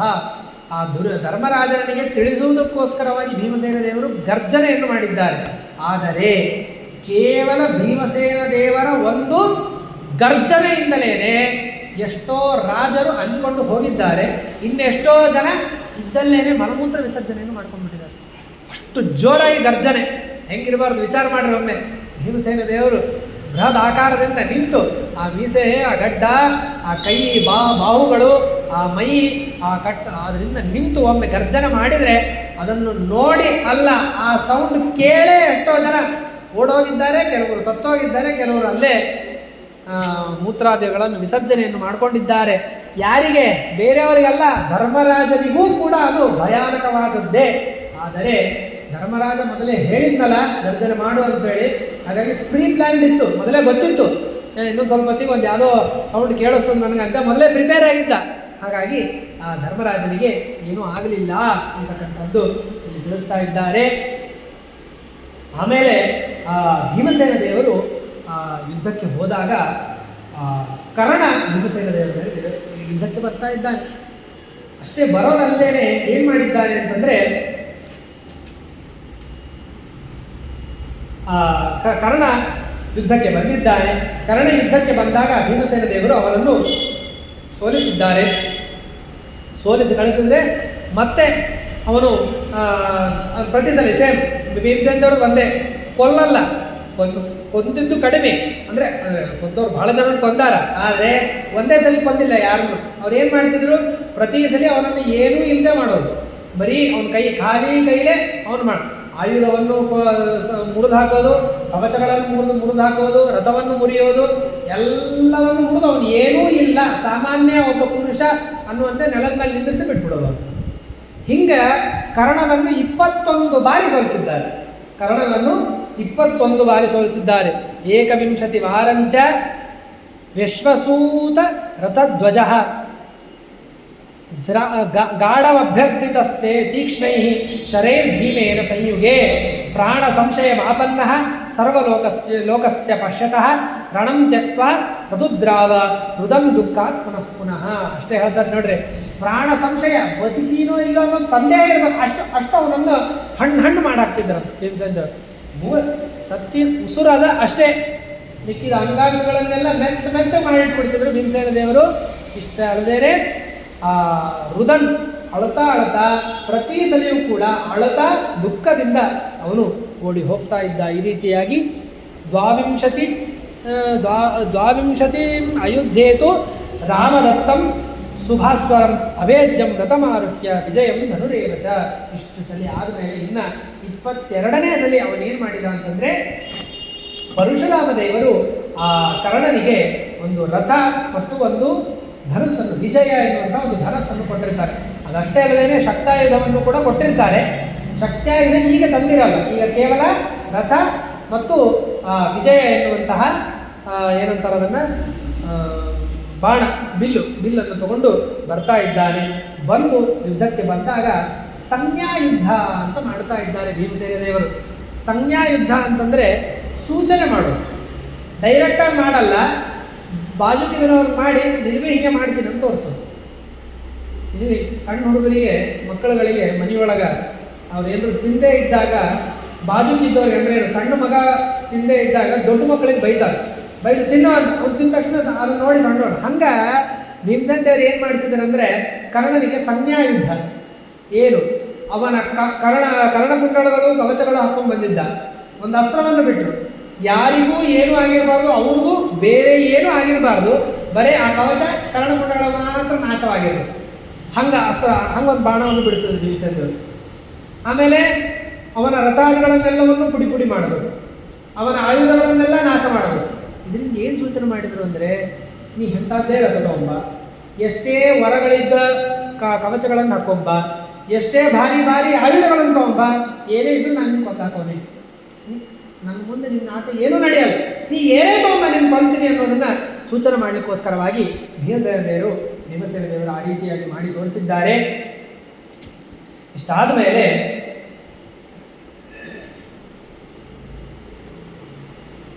ಭೀಮಸೇನ ದೇವರು ಏನು ಮಾಡ್ತಾ ಇದ್ದಾರೆ ಅಂತಂದರೆ, ವಿಶೇಷವಾಗಿ ಆ ಕರ್ಣವನ್ನು ಸೋಲಿಸಿ ಕರ್ಣವನ್ನು ಓಡಿಸಿದ್ದಾರೆ. ಓಡಿಸಿದ ಮೇಲೆ ಯಾಕೆ ಕೊಲ್ಲಿಲ್ಲ ಭೀಮಸೇನ ದೇವರು, ಆ ಕರ್ಣನನ್ನು ಯಾಕೆ ಕೊಲ್ಲಿಲ್ಲ ಅಂತಂದರೆ, ಭೀಮಸೇನ ದೇವರು ಒಂದು ಪ್ರತಿಜ್ಞೆ, ವೈಷ್ಣವರನ್ನು ಎಂದು ಕೊಲ್ಲಲ್ಲ. ಅದಕ್ಕೆ ಏನು ಮಾಡ್ತಿದ್ರು ಅಂತಂದರೆ, ಅದಕ್ಕೆ ಅವರು ಹಿಂದೆ ಓದೋ ಮುಂದೆ ಅರ್ಜುನನಿಗೆ ಭಾರಿ ಅಂತ ಮಾಡಿಟ್ಬಿಟ್ಟು, ಅವ್ರಿಗೆಲ್ಲ ಗೊತ್ತಿದ್ದೇ ಇತ್ತು ಮೊದಲಿಂದ, ಹೊಸ ಕಲಿಯೋದು ಬೇಕಾಗಿದ್ದಿಲ್ಲ. ಆದರೆ ಮುಂದೆ ಯುದ್ಧದೊಳಗೆ ಎಲ್ಲರೂ ನಮ್ಮವರೇ ಮುಂದೆ ಹೋಗಿ ನಿಂತಿರ್ತಾರೆ. ನಮ್ಮ ಮುಂದೆ ಯುದ್ಧಕ್ಕೆ ಬರೋರೆಲ್ಲರೂ ನಮ್ಮವರೇ. ಅದರೊಳಗೆ ಎಷ್ಟೋ ಜನ ವೈಷ್ಣವರು ಇರ್ತಾರೆ, ದ್ರೋಣಾಚಾರ್ಯರು, ಕರ್ಣ, ಇನ್ನು ಭೀಷ್ಮಾಚಾರ್ಯರೆಲ್ಲ ವೈಷ್ಣವರು. ಅವ್ರನ್ನ ಕೊಲ್ಲೋ ಪ್ರಸಂಗ ಬರ್ತದೆ. ನಾನೇ ಭಾರಿ ಆಗಿಬಿಟ್ರೆ, ನಾನೇ ಎದುರಿದ್ದು ನಾನೇ ಎಲ್ಲ ಮಾಡಬೇಕಾಗ್ತದೆ. ಆದರೆ ಅದು ನನ್ನ ಧರ್ಮಕ್ಕೆ ವಿರುದ್ಧ. ಇದನ್ನು ನಾವು ಏನು ತಿಳ್ಕೊಬೇಕು ಹೇಳಿ? ಎಷ್ಟೋ ಕಡೆ ಕೆಲವೊಂದು ಪ್ರಸಂಗಗಳಲ್ಲಿ ನಮಗೆ ನಮ್ಮ ಒಂದು ವೃತ್ತಿಗೆ ವಿರುದ್ಧವಾಗಿ ನಾವು ನಡ್ಕೋಬೇಕಾಗ್ತದೆ. ಇದಕ್ಕೊಂದು ಪ್ರಸಂಗ ಅಥವಾ ಒಂದು ಕಥೆ ನೆನಪಾಗ್ತಾ ಇದೆ, ಹೇಳ್ತೀನಿ. ಪರಮಪೂಜ್ಯ ಮಹಾಸ್ವಾಮಿಗಳು ಸತ್ಯಪ್ರಮೋದ ತೀರ್ಥರು, ಅವರ ಪೂರ್ವಾಶ್ರಮದ ತಂದೆ ಗುತ್ತಲ ರಂಗಾಚಾರ್ಯರು ಅಂತ ಅವರ ಹೆಸರು.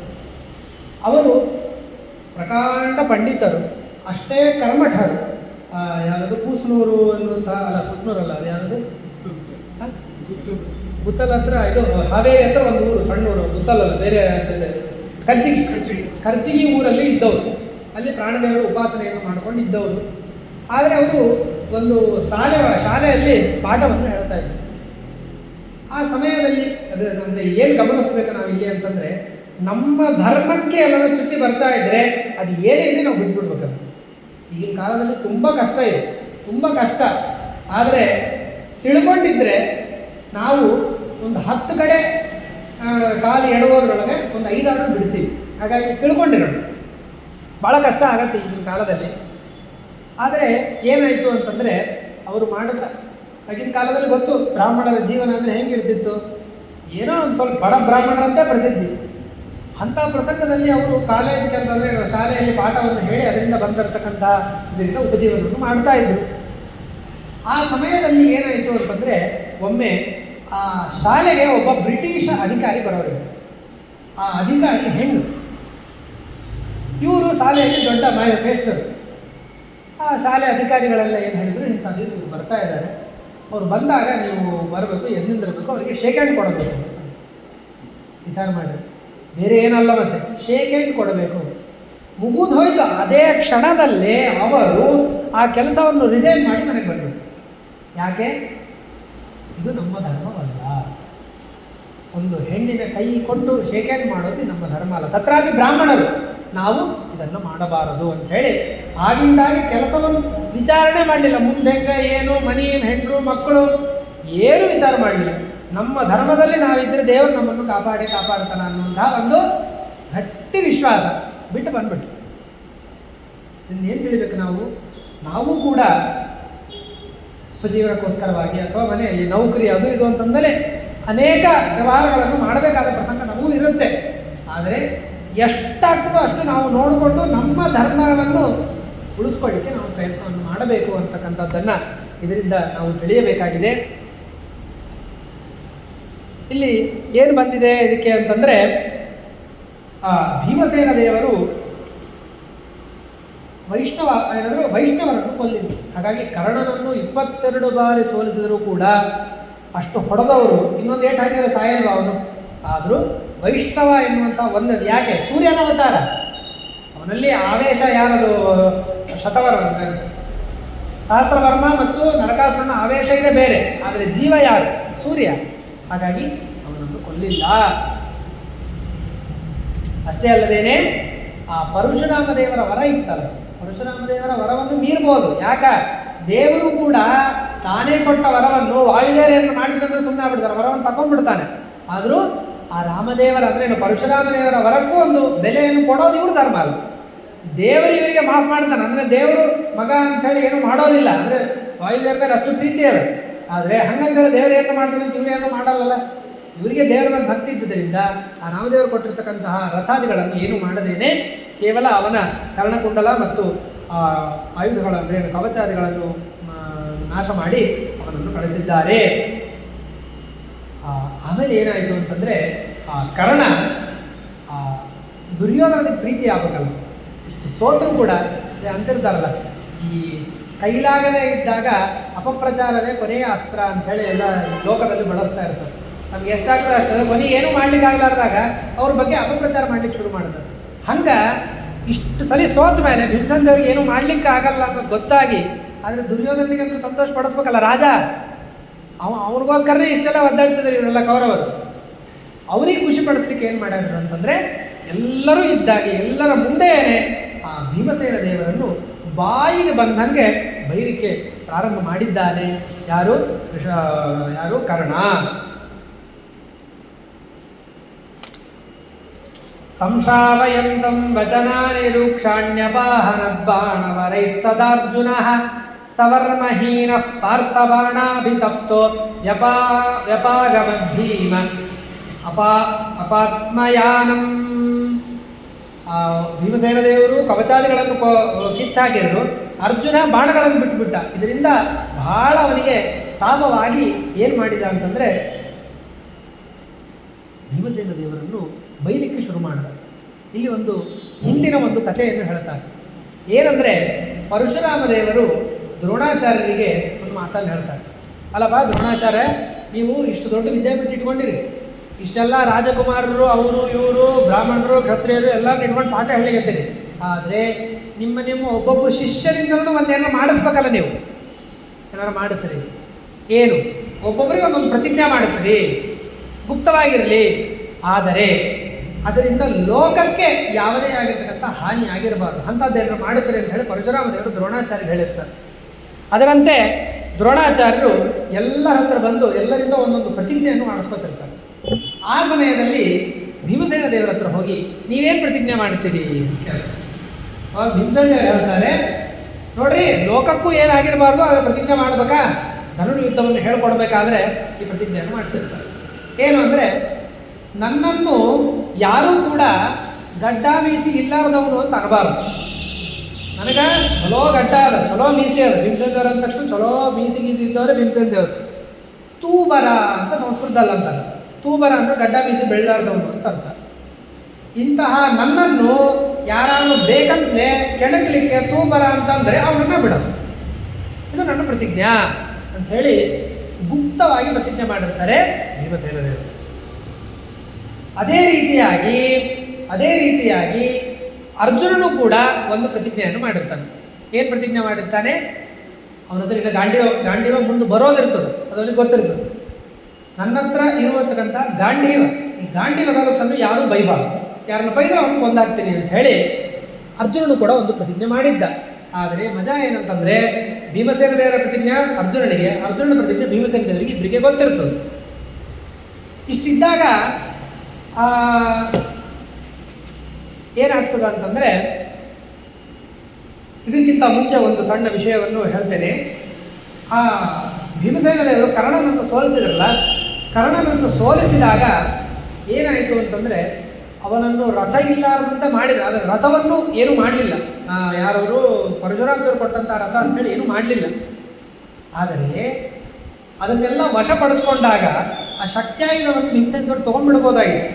ಆದರೆ ಯಾಕೆ ತಗೊಳ್ಳಿಲ್ಲ ಅಂತಂದರೆ, ಮುಂದೆ ಈ ಶಕ್ತಿಯಾಯುಧದಿಂದಲೇ ತನ್ನ ಮಗನಾಗಿರ್ತಕ್ಕಂಥ ಘಟೋತ್ಕಚನ ಸಂಹಾರ ಆಗಬೇಕಾಗಿದೆ. ಇದು ದೇವರ ಸಂಕಲ್ಪ. ಇದೇ ಭೀಮಸೇನ ದೇವರ ಒಂದು ವೈಶಿಷ್ಟ್ಯ. ಎಲ್ಲವೂ ಏನೋ ತಮ್ಮ ಮನಸ್ಸಿಗೆ ಬಂದಂತೆ ಯಾವುದೂ ಮಾಡಿಲ್ಲ. ಮುಂದೆ ಏನು ನಡಿಬೇಕು, ಯಾವ ರೀತಿಯಾಗಿ ದೇವರ ಸಂಕಲ್ಪವಿದೆ ಎಲ್ಲವನ್ನು ತಿಳಿದು ಮಾಡಿದವರು ಭೀಮಸೇನ ದೇವರು. ಹಾಗಾಗಿಯೇ ಆ ಶಕ್ತಿಯಾಯುಧವನ್ನು ಅವರು ತಗೊಳ್ಳಾರ್ದಂಗೆ ಹಾಗೆ ಅವನ ತಂದೆ ಬಿಟ್ಟು ಬಂದಿದ್ದರು. ಇಷ್ಟೆಲ್ಲ ಆದ ಮೇಲೆ ಆಮೇಲೆ ಏನಾಗಿತ್ತು ಅಂತಂದರೆ, ಬೇಕಂತೆ ಏನು ಮಾಡಿದ ಕಾರಣ ಬೈಬೇಕಾದ್ರೆ ತೂಬರ ಆಮೇಲೆ ಹೊಟ್ಟಿ ಬಾಕ, ತಿಂಡಿ ಬಾಕ, ಹಂಗ ಹಿಂಗ ಅಂತ ಹೇಳಿ ಬಾಯಿಗೆ ಬಂದಂಗೆ ಭೀಮಸೇನ ದೇವರನ್ನ ಬೈದ್ಬಿಟ್ಟು, ತಿಂಡಿ ಬಾಕ ನೀನು ಹೋಗು, ಬಂಡಿಗಟ್ಲ ಅನ್ನ ತಿಂದು ಮಲ್ಕೋ, ಯುದ್ಧಕ್ಕೆ ಯಾಕೆ ಬಂದು, ಗಡ್ಡ ಇಲ್ಲ ಮೀಸಿ ಇಲ್ಲ ಅಂತ ಹೇಳಿ ಬಾಯಿಗೆ ಬಂದಂಗೆ ಬೈದ್ಬಿಟ್ಟ ಭೀಮಸೇನ ದೇವರಿಗೆ ಕೋಪ ಬಂದು ಅರ್ಜುನ ಭೀಮಸೇನ ಇಬ್ಬರು ಮಾತಾಡ್ತಾ ಬಂದು, ನೋಡೋ ನೀನು ನೀನೇನು ಮಾಡಿ, ಅರ್ಜುನನು ಹಿಂದೆ ದ್ರೌಪದಿ ದೇವಿ ಮುಂದೆ ಪ್ರತಿಜ್ಞೆ ಮಾಡಿದ್ದ, ಏನು ನಾನು ಕರ್ಣನನ್ನು ಕೊಲ್ತೇನೆ, ನೀನು ಪ್ರತಿಜ್ಞೆ ಮಾಡಿದ್ದೆ ಕೊಲ್ತೀನಿ ಅಂತ ಹೇಳಿ. ಈಗ ನನಗೂ ಅವನು ಬೈದಾನ, ಹಾಗಾಗಿ ನಾನು ಕೊಲ್ಲಬೇಕಾಗ್ಯದ. ಈಗ ಇಬ್ಬರಿಗೂ ಬಂತಪ್ಪ, ನೀನು ಕೊಲ್ಲಬೇಕು ನಾನು ಕೊಲ್ಲಬೇಕು. ನೀನು ಮಾತು ನಿಲ್ಲಿಸ್ಕೊತೀವಿ, ನಾನು ಮಾತು ನಿಲ್ಲಿಸ್ಕೊಂಡು, ಒಬ್ಬರು ಕೊಂದು ಬಿಟ್ಟರೆ ಇನ್ನೊಬ್ರು ಮಾತು ತಪ್ತದೆ. ಏನು ಮಾಡಬೇಕು ಅಂತ ಸಂಕಟ ಬಂದು ಕೂತಪ್ಪ ಇದು, ಏನು ಮಾಡಬೇಕು ಅಂತ ಹೇಳಿ ಪ್ರಶ್ನೆ ಬಂದಾಗ ಅವಾಗ ಅರ್ಜುನ ಹೇಳ್ತಾ ಇದ್ದಾನೆ, ಭೀಮಸೇನ ದೇವರ ಒಳಗಿನ ಗುಟ್ಟೇನು, ವೈಷ್ಣವ, ಅವನನ್ನು ಕೊಲ್ಲೋದಿಲ್ಲ ನಾನು. ಇದು ಭೀಮಸೇನ ದೇವರ ಭಾಗವತ ಧರ್ಮ. ಆದರೆ ಸುಮ್ಮನೆ ನೀ ಕೊಲ್ಲು ಅಂತ ಹೇಳೋಂಗಿಲ್ಲ, ಅವನ ಬಾಯನ್ನೇ ಬಿಡಿಸ್ಬೇಕಾಗಿದೆ. ಅದಕ್ಕೆ ಏನು ಮಾಡಿದ್ರು, ನೋಡಪ್ಪ ನೀನು ಕೊಲ್ಲಬೇಕಾಗ್ಯದ, ನಾನು ಕೊಲ್ಲಬೇಕಾಗ್ಯದ, ನಾ ಕೊಲ್ಲ ನೀ ಕೊಲ್ಲ. ಅರ್ಜುನ ಹೇಳ್ದ, ಇಲ್ಲ ನಾನೇ ಕೊಲ್ಲ. ಯಾಕೆ? ಒಂದು ನೀತಿಯನ್ನು ತೋರಿಸ್ಬೇಕಾಗಿದೆ. ಯಾವತ್ತೇ ಇದ್ರು ಲೋಕದಲ್ಲಿ ಸಣ್ಣವರು ಮಾಡಿದ್ದು ದೊಡ್ಡವರಿಗೆ ಬರ್ತದೆ ಹೊರತು ದೊಡ್ಡವ್ರು ಮಾಡಿದ್ದು ಸಣ್ಣವರಿಗೆ ಬರೋದು. ಮನೆಯಲ್ಲಿ ಯಜಮಾನ ಇರ್ತಾನಲ್ಲ, ಯಜಮಾನನ ಒಂದು ಪ್ಲಸ್ ಪಾಯಿಂಟು ಮೈನಸ್ ಪಾಯಿಂಟು ಎರಡೂ ಏನಂತಂದರೆ, ಮನೆಯಲ್ಲಿ ಇರುವ ಹೆಂಡರು ಮಕ್ಕಳು ಶಿಷ್ಯರು ಯಾರೇ ಇರಲಿ ಅವರೆಲ್ಲರೂ ಮಾಡಿದ ಪಾಪದ ಭಾಗವೂ ಬರ್ತದೆ, ಪುಣ್ಯದ ಭಾಗವೂ ಬರ್ತದೆ. ಹಾಗಾಗಿ ಪ್ಲಸ್ ಮೈನಸ್ ಎರಡೂ ಅದು. ಆದರೆ ಅವರು ಮಾಡಿದ ಪುಣ್ಯ ಪಾಪ ಯಾವುದೂ ಮಕ್ಕಳಿಗೆ ಬರಲ್ಲ, ಯಾರಿಗೂ ಬರಲ್ಲ. ಹೆಂಡತಿಗೆ ಬರ್ತದೆ ಅದು ಬೇರೆ, ತನ್ನ ಶಿಷ್ಯರಿಗೆ ಮಕ್ಕಳಿಗೆ ಯಾರಿಗೂ ಬರಲ್ಲ.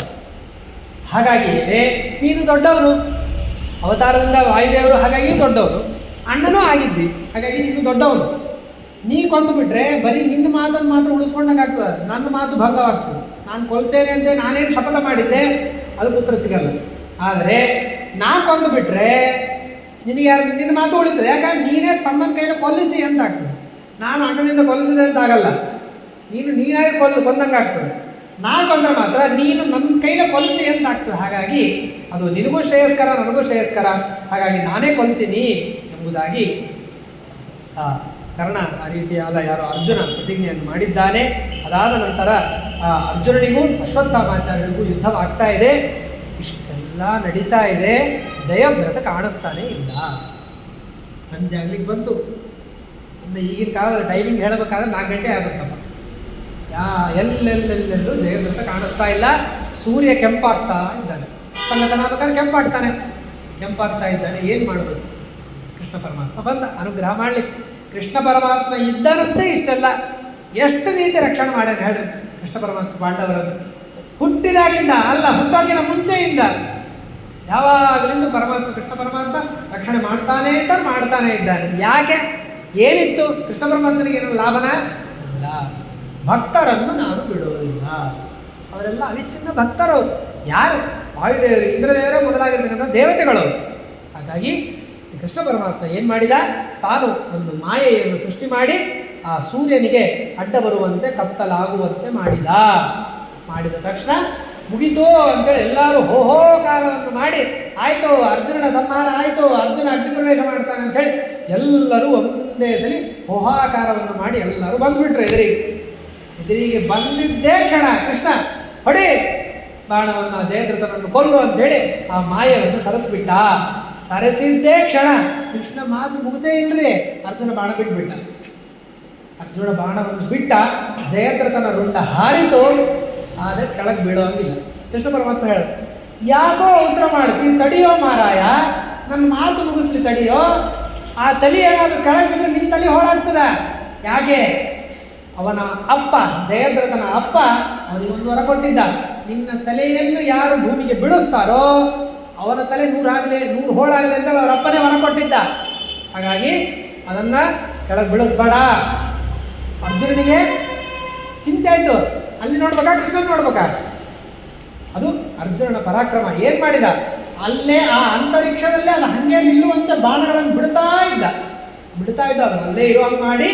ಅಷ್ಟರೊಳಗೆ ಕೃಷ್ಣ ಪರಮಾತ್ಮ ಹೇಳ್ದ, ಇಲ್ಲಿಂದ ಇಷ್ಟು ದೂರದಲ್ಲಿ ಸಮುದ್ರ ಇದೆ, ಸಮುದ್ರ ದಂಡೆಯಲ್ಲಿ ಅವರ ಅಪ್ಪನಾದ ವೃದ್ಧಕ್ಷತ್ರ ಎಂತಕ್ಕಂಥ ಅವರ ಅಪ್ಪನಿದ್ದಾನೆ. ಅವನು ಸಂಧ್ಯಾವಂದನ ಮಾಡಿ ಜಪ ಕೂತಾನೆ, ತಪಸ್ ಮಾಡ್ಕೋತ ಕೂತಾನೆ. ಸೀದಾ ಹೋಗಿ ಅವನ ತೊಡೆ ಮೇಲೆ ಅದನ್ನು ಹಾಕು ಅಂತ ಹೇಳಿದಾಗ ಅರ್ಜುನನಿಗೆ ಹಿಂದಿನ ದಿವಸ ಆ ಪಾಶುಪತಾಸ್ತ್ರದ ಒಂದು ವಿಶೇಷವಾದ ಅನುಗ್ರಹ ಮಾಡಿದ್ನಲ್ಲ, ಅದರ ಬಲದಿಂದ ಆ ಒಂದು ಬಾಣವನ್ನು ಬಿಟ್ಟಾಗ ಸೀದಾ ಅದು ಹೋಗಿ ಆ ವೃದ್ಧಕ್ಷತ್ರನ ಒಂದು ತೊಡೆಯ ಮೇಲೆ ಬಿದ್ದಿದೆ. ಬಿದ್ದ ತಕ್ಷಣ ಅವನು ಗಾಬರಿಯಾಗಿ ಏನಿದು ಅಂತೇಳಿ ರುಂಡ ಅಂತೇಳಿ ಕೆಳಗೆ ಬಿಸಾಕಿದ ಕ್ಷಣದಲ್ಲಿ ತಂದೆಯ ತಲೆ ಕೂಡ 100 ಹೋಳಾಗಿದೆ. ಅನಂತರದಲ್ಲಿ ಕೃಷ್ಣ ಪರಮಾತ್ಮ ಆ ಒಂದು ಮಾಯಾ ಏನು ಕತ್ತಲನ್ನು ಮಾಡಿದ್ದ ಅದನ್ನು ಸರಿಸಿದ ತಕ್ಷಣ ಪಾಂಡವರಿಗೆಲ್ಲ ಖುಷಿಯೋ ಖುಷಿ, ಎಲ್ಲರೂ ಜಯ ಜಯಕಾರ ಚೆನ್ನಾಗಿ ಖುಷಿ ಪಡ್ತಾ ಇದ್ದಾರೆ. ನೋಡಿ, ಕೌರವರೆಲ್ಲರೂ ಕೂಡ ಫುಲ್ಲು ಸಿಟ್ಟಿಗೆ ಬಂದಿದ್ದಾರೆ. ಸಿಟ್ಟಿಗೆ ಬಂದು ಹೆಂಗೆ ಬಂದಾಗ ಹಂಗೆ ಮತ್ತೆ ಏನು ಯುದ್ಧ ಅಂತಕ್ಕಂಥದ್ದು ಪ್ರಾರಂಭವಾಗ್ತಾ ಇದೆ. ಕೌರವರಿಗೂ ಪಾಂಡವರಿಗೂ ವಿಶೇಷವಾದ ಯುದ್ಧವಾಗ್ತಾ ಇದೆ. ದುರ್ಯೋಧನಿಗೆ ಮತ್ತೆ ಸಂಕಟನೇ ಯಾವಾಗಲೂ ಗೋಡೆ ಒಂದು ಮತ್ತೆ ಬಂದ ದ್ರೋಣಾಚಾರ್ಯನ ಬೈಲಿಕ್ಕೆ ಶುರು ಮಾಡಿದ. ಏನು ಮಾಡ್ತಾ ಇದ್ದೀರಿ ಹಂಗೆ ಹಿಂಗೆ? ಸೌಕಾಶ್ ಬಂದು ಹೇಳ್ತಾ ಸೌಕಾಶ್ ಒಂದು ಮಾತಾಡ್ತಾನೆ, ಭೀಮನ್ ಕೊಂದು ಬಿಡೋ ಅಂತ. ದ್ರೋಣಾಚಾರ್ಯ ಹೇಳ್ತಾನೆ, ಏನಂತ ಇದ್ದು ನೀನು? ಯಾರನ್ನು ಕೊಲ್ಲಬೇಕು? ಒಬ್ಬನನ್ನು ಕೊಲ್ಲಬೇಕು ಅಂತಂದರೆ ಅವನಿಗೆ ನಾನು ಸೋಲಿಸಬೇಕಂದ್ರೆ ಅವನಿಗಿಂತ 4 ಪಟ್ಟು ಅಥವಾ 6 ಪಟ್ಟು ಹೆಚ್ಚು ಬಲ ಇರಬೇಕು. ಬಲ ಇದ್ದರೆ ಸೋಲಿಸ್ಲಿಕ್ಕೆ ಸಾಧ್ಯ, ಕೊಲ್ಲಿಕ್ಕಲ್ಲ. ಕೊಲ್ಲಬೇಕಂದ್ರೆ 100 ಪಟ್ಟು ಬಲ ಬೇಕು. ಹಂಗಿದ್ರೆ ಕೊಲ್ಲಿಕ್ಕೆ ಸಾಧ್ಯ. ಅಂಥದ್ದು ಭೀಮಸೇನ ದೇವರವರು. ಅವರ ಮುಂದೆ ರುದ್ರ ಇಂದ್ರಾದಿ ದೇವತೆಗಳ ಬಂದ್ರೆ ಸೋಲಿಸ್ಲಿಕ್ಕೂ ಆಗಲ್ಲ. ಅಂತ ಭೀಮನ್ನು ಕೊಲ್ಲಂತೀಯಲ್ಲೋ, ನನ್ನ ಏನು ಮಾಡಲಿ, ನಾನು ಹೆಂಗೆ ಕೊಲ್ಲಿಕ್ಕೆ ಸಾಧ್ಯ ಇಲ್ಲ ಅಂಥೇಳಿ ಕಾರಣ ಹೇಳಿಬಿಟ್ಟ. ಆದರೂ ಇಷ್ಟು ದಿವಸ ಏನೋ ಬಲದಿಂದ ಏನಂತಂದ ಯುದ್ಧವನ್ನು ಆಡಿದೆ. ಇನ್ನು ಮುಂದೆ ನನ್ನ ಸಂಪೂರ್ಣವಾದ ಬಲಪ್ರಯೋಗವನ್ನು ಮಾಡಿ ಪ್ರಾಣವನ್ನು ಲೆಕ್ಕಿಸದೆ ಯುದ್ಧವನ್ನು ಆಡ್ತೀನಿ ಅಂತೇಳಿ ಮಾತು ಕೊಟ್ಟು, ಅಷ್ಟೇ ಅಲ್ಲ ರಾತ್ರಿ ಹಗಲೆನ್ನದೇನೆ ಯುದ್ಧ ಮಾಡ್ತೀನಿ, ನಾನು ಧರಿಸಿದ ಕವಚಗಳನ್ನು ಬಿಚ್ಚೋದೇ ಇಲ್ಲ, ಒಂದು ಕ್ಷಣ ಬಿಡದೇ ಯುದ್ಧ ಮಾಡ್ತೀನಿ ಅಂತೇಳಿ ಪ್ರತಿಜ್ಞೆ ಮಾಡಿ ಅವತ್ತಿನ ದಿನ ಏನಾಯಿತು? ರಾತ್ರಿ ಯುದ್ಧವು ಪ್ರಾರಂಭವಾಗಿದೆ. ಇದು 15ನೇ ದಿನದ ಯುದ್ಧ. ವಿಶೇಷವಾಗಿ ಯುದ್ಧ ನಡೀತಾನೇ ಇದೆ. ಏನಾಗಿದೆ ಅಂತಂದರೆ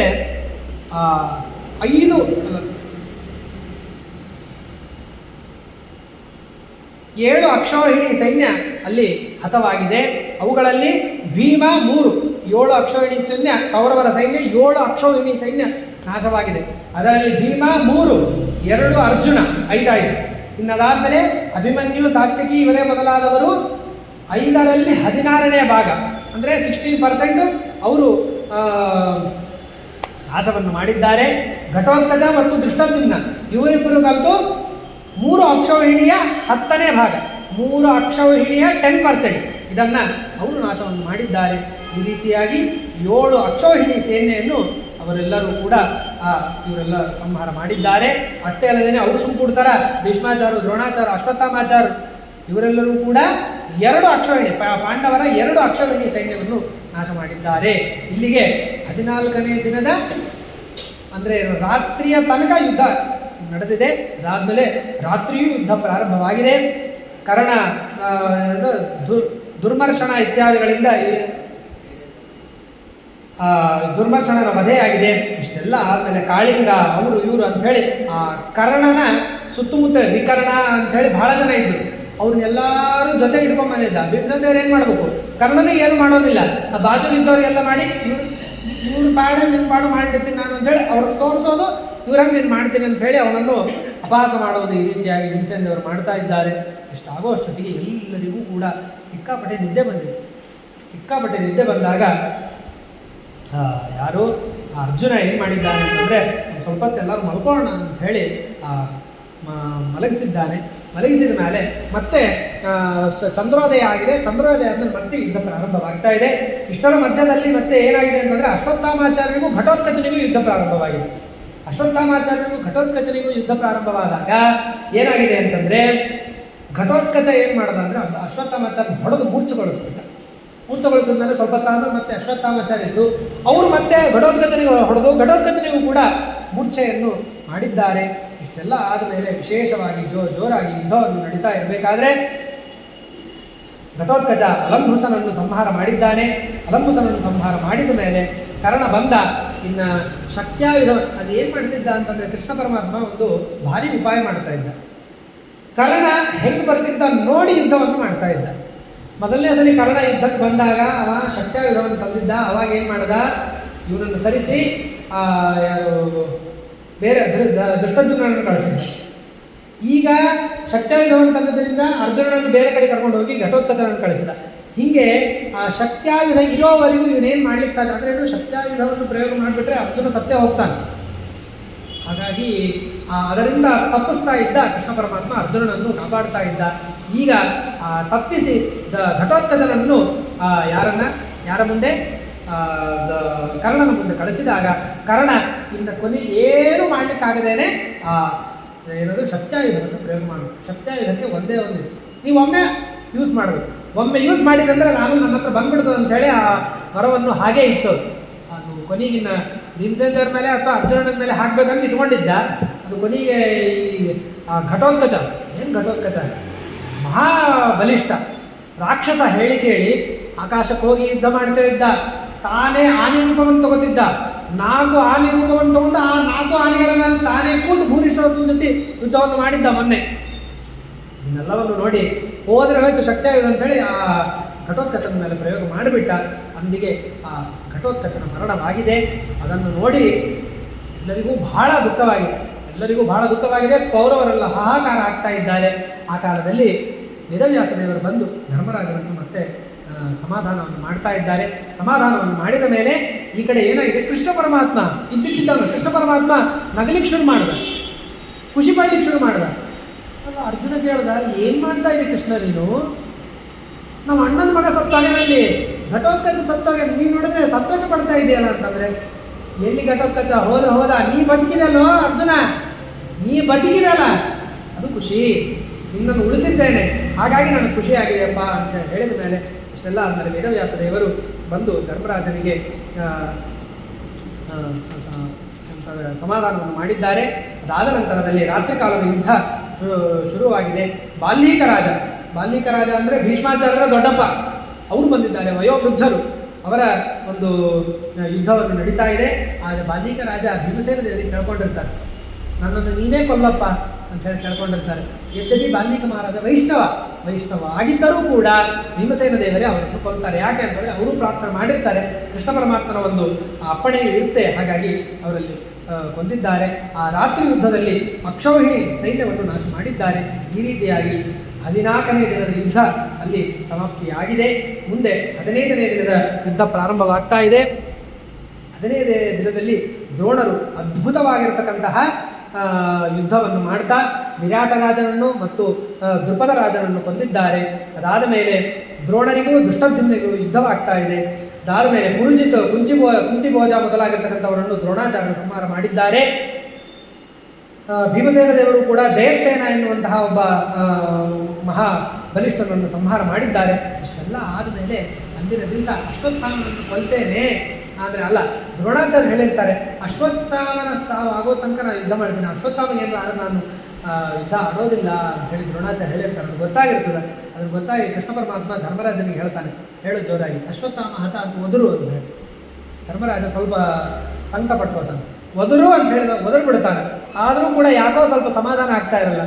ಆಮೇಲೆ ಬಂದು ಖರೇ ದ್ರೋಣಾಚಾರ್ಯ ಬಂದು ಕೇಳ್ತಾರೆ, ಹೌದಾ ನನ್ನ ಮಗ ಸತ್ನ ಸತ್ಯ ಹೇಳು ಅಂತ ಕೇಳಿದ್ರೆ ಹೌದು ಅಂತ ಹೇಳಿ ಆಮೇಲೆ ಮನಸ್ಸೊಳಗೆ ಹೇಳ್ಕೊತಾನೆ, ಕುಂಜಾರ ಆನೆ ಸತ್ತು ಅಂತ ಹೇಳ್ತಾನೆ. ಅದಕ್ಕೆ ಇದನ್ನೇ ಹೇಳಿ ತೋರಿಸ್ತಾರೆ. ಭೀಮಸೇನ ದೇವರಿಗೂ ಧರ್ಮರಾಜನಿಗೂ ಇದೇ ವ್ಯತ್ಯಾಸ. ಭೀಮಸೇನ ದೇವರು ಹಿಂಗೆ ಕೃಷ್ಣ ಹೇಳನ್ನ ಮುಗಿದೋಯ್ತು, ಅದು ಕಾಗಿ ಬಿಳಿಯೋದು ಅಂದರೆ ಬಿಳಿಯೋದು ಅಂತಲೇ ಹೇಳ್ತಾರೆ ಭೀಮಸೇನ ದೇವರು. ಧರ್ಮರಾಜ ಇನ್ನೊಂದು ಸ್ವಲ್ಪ ವಿಚಾರ ಮಾಡಿದ.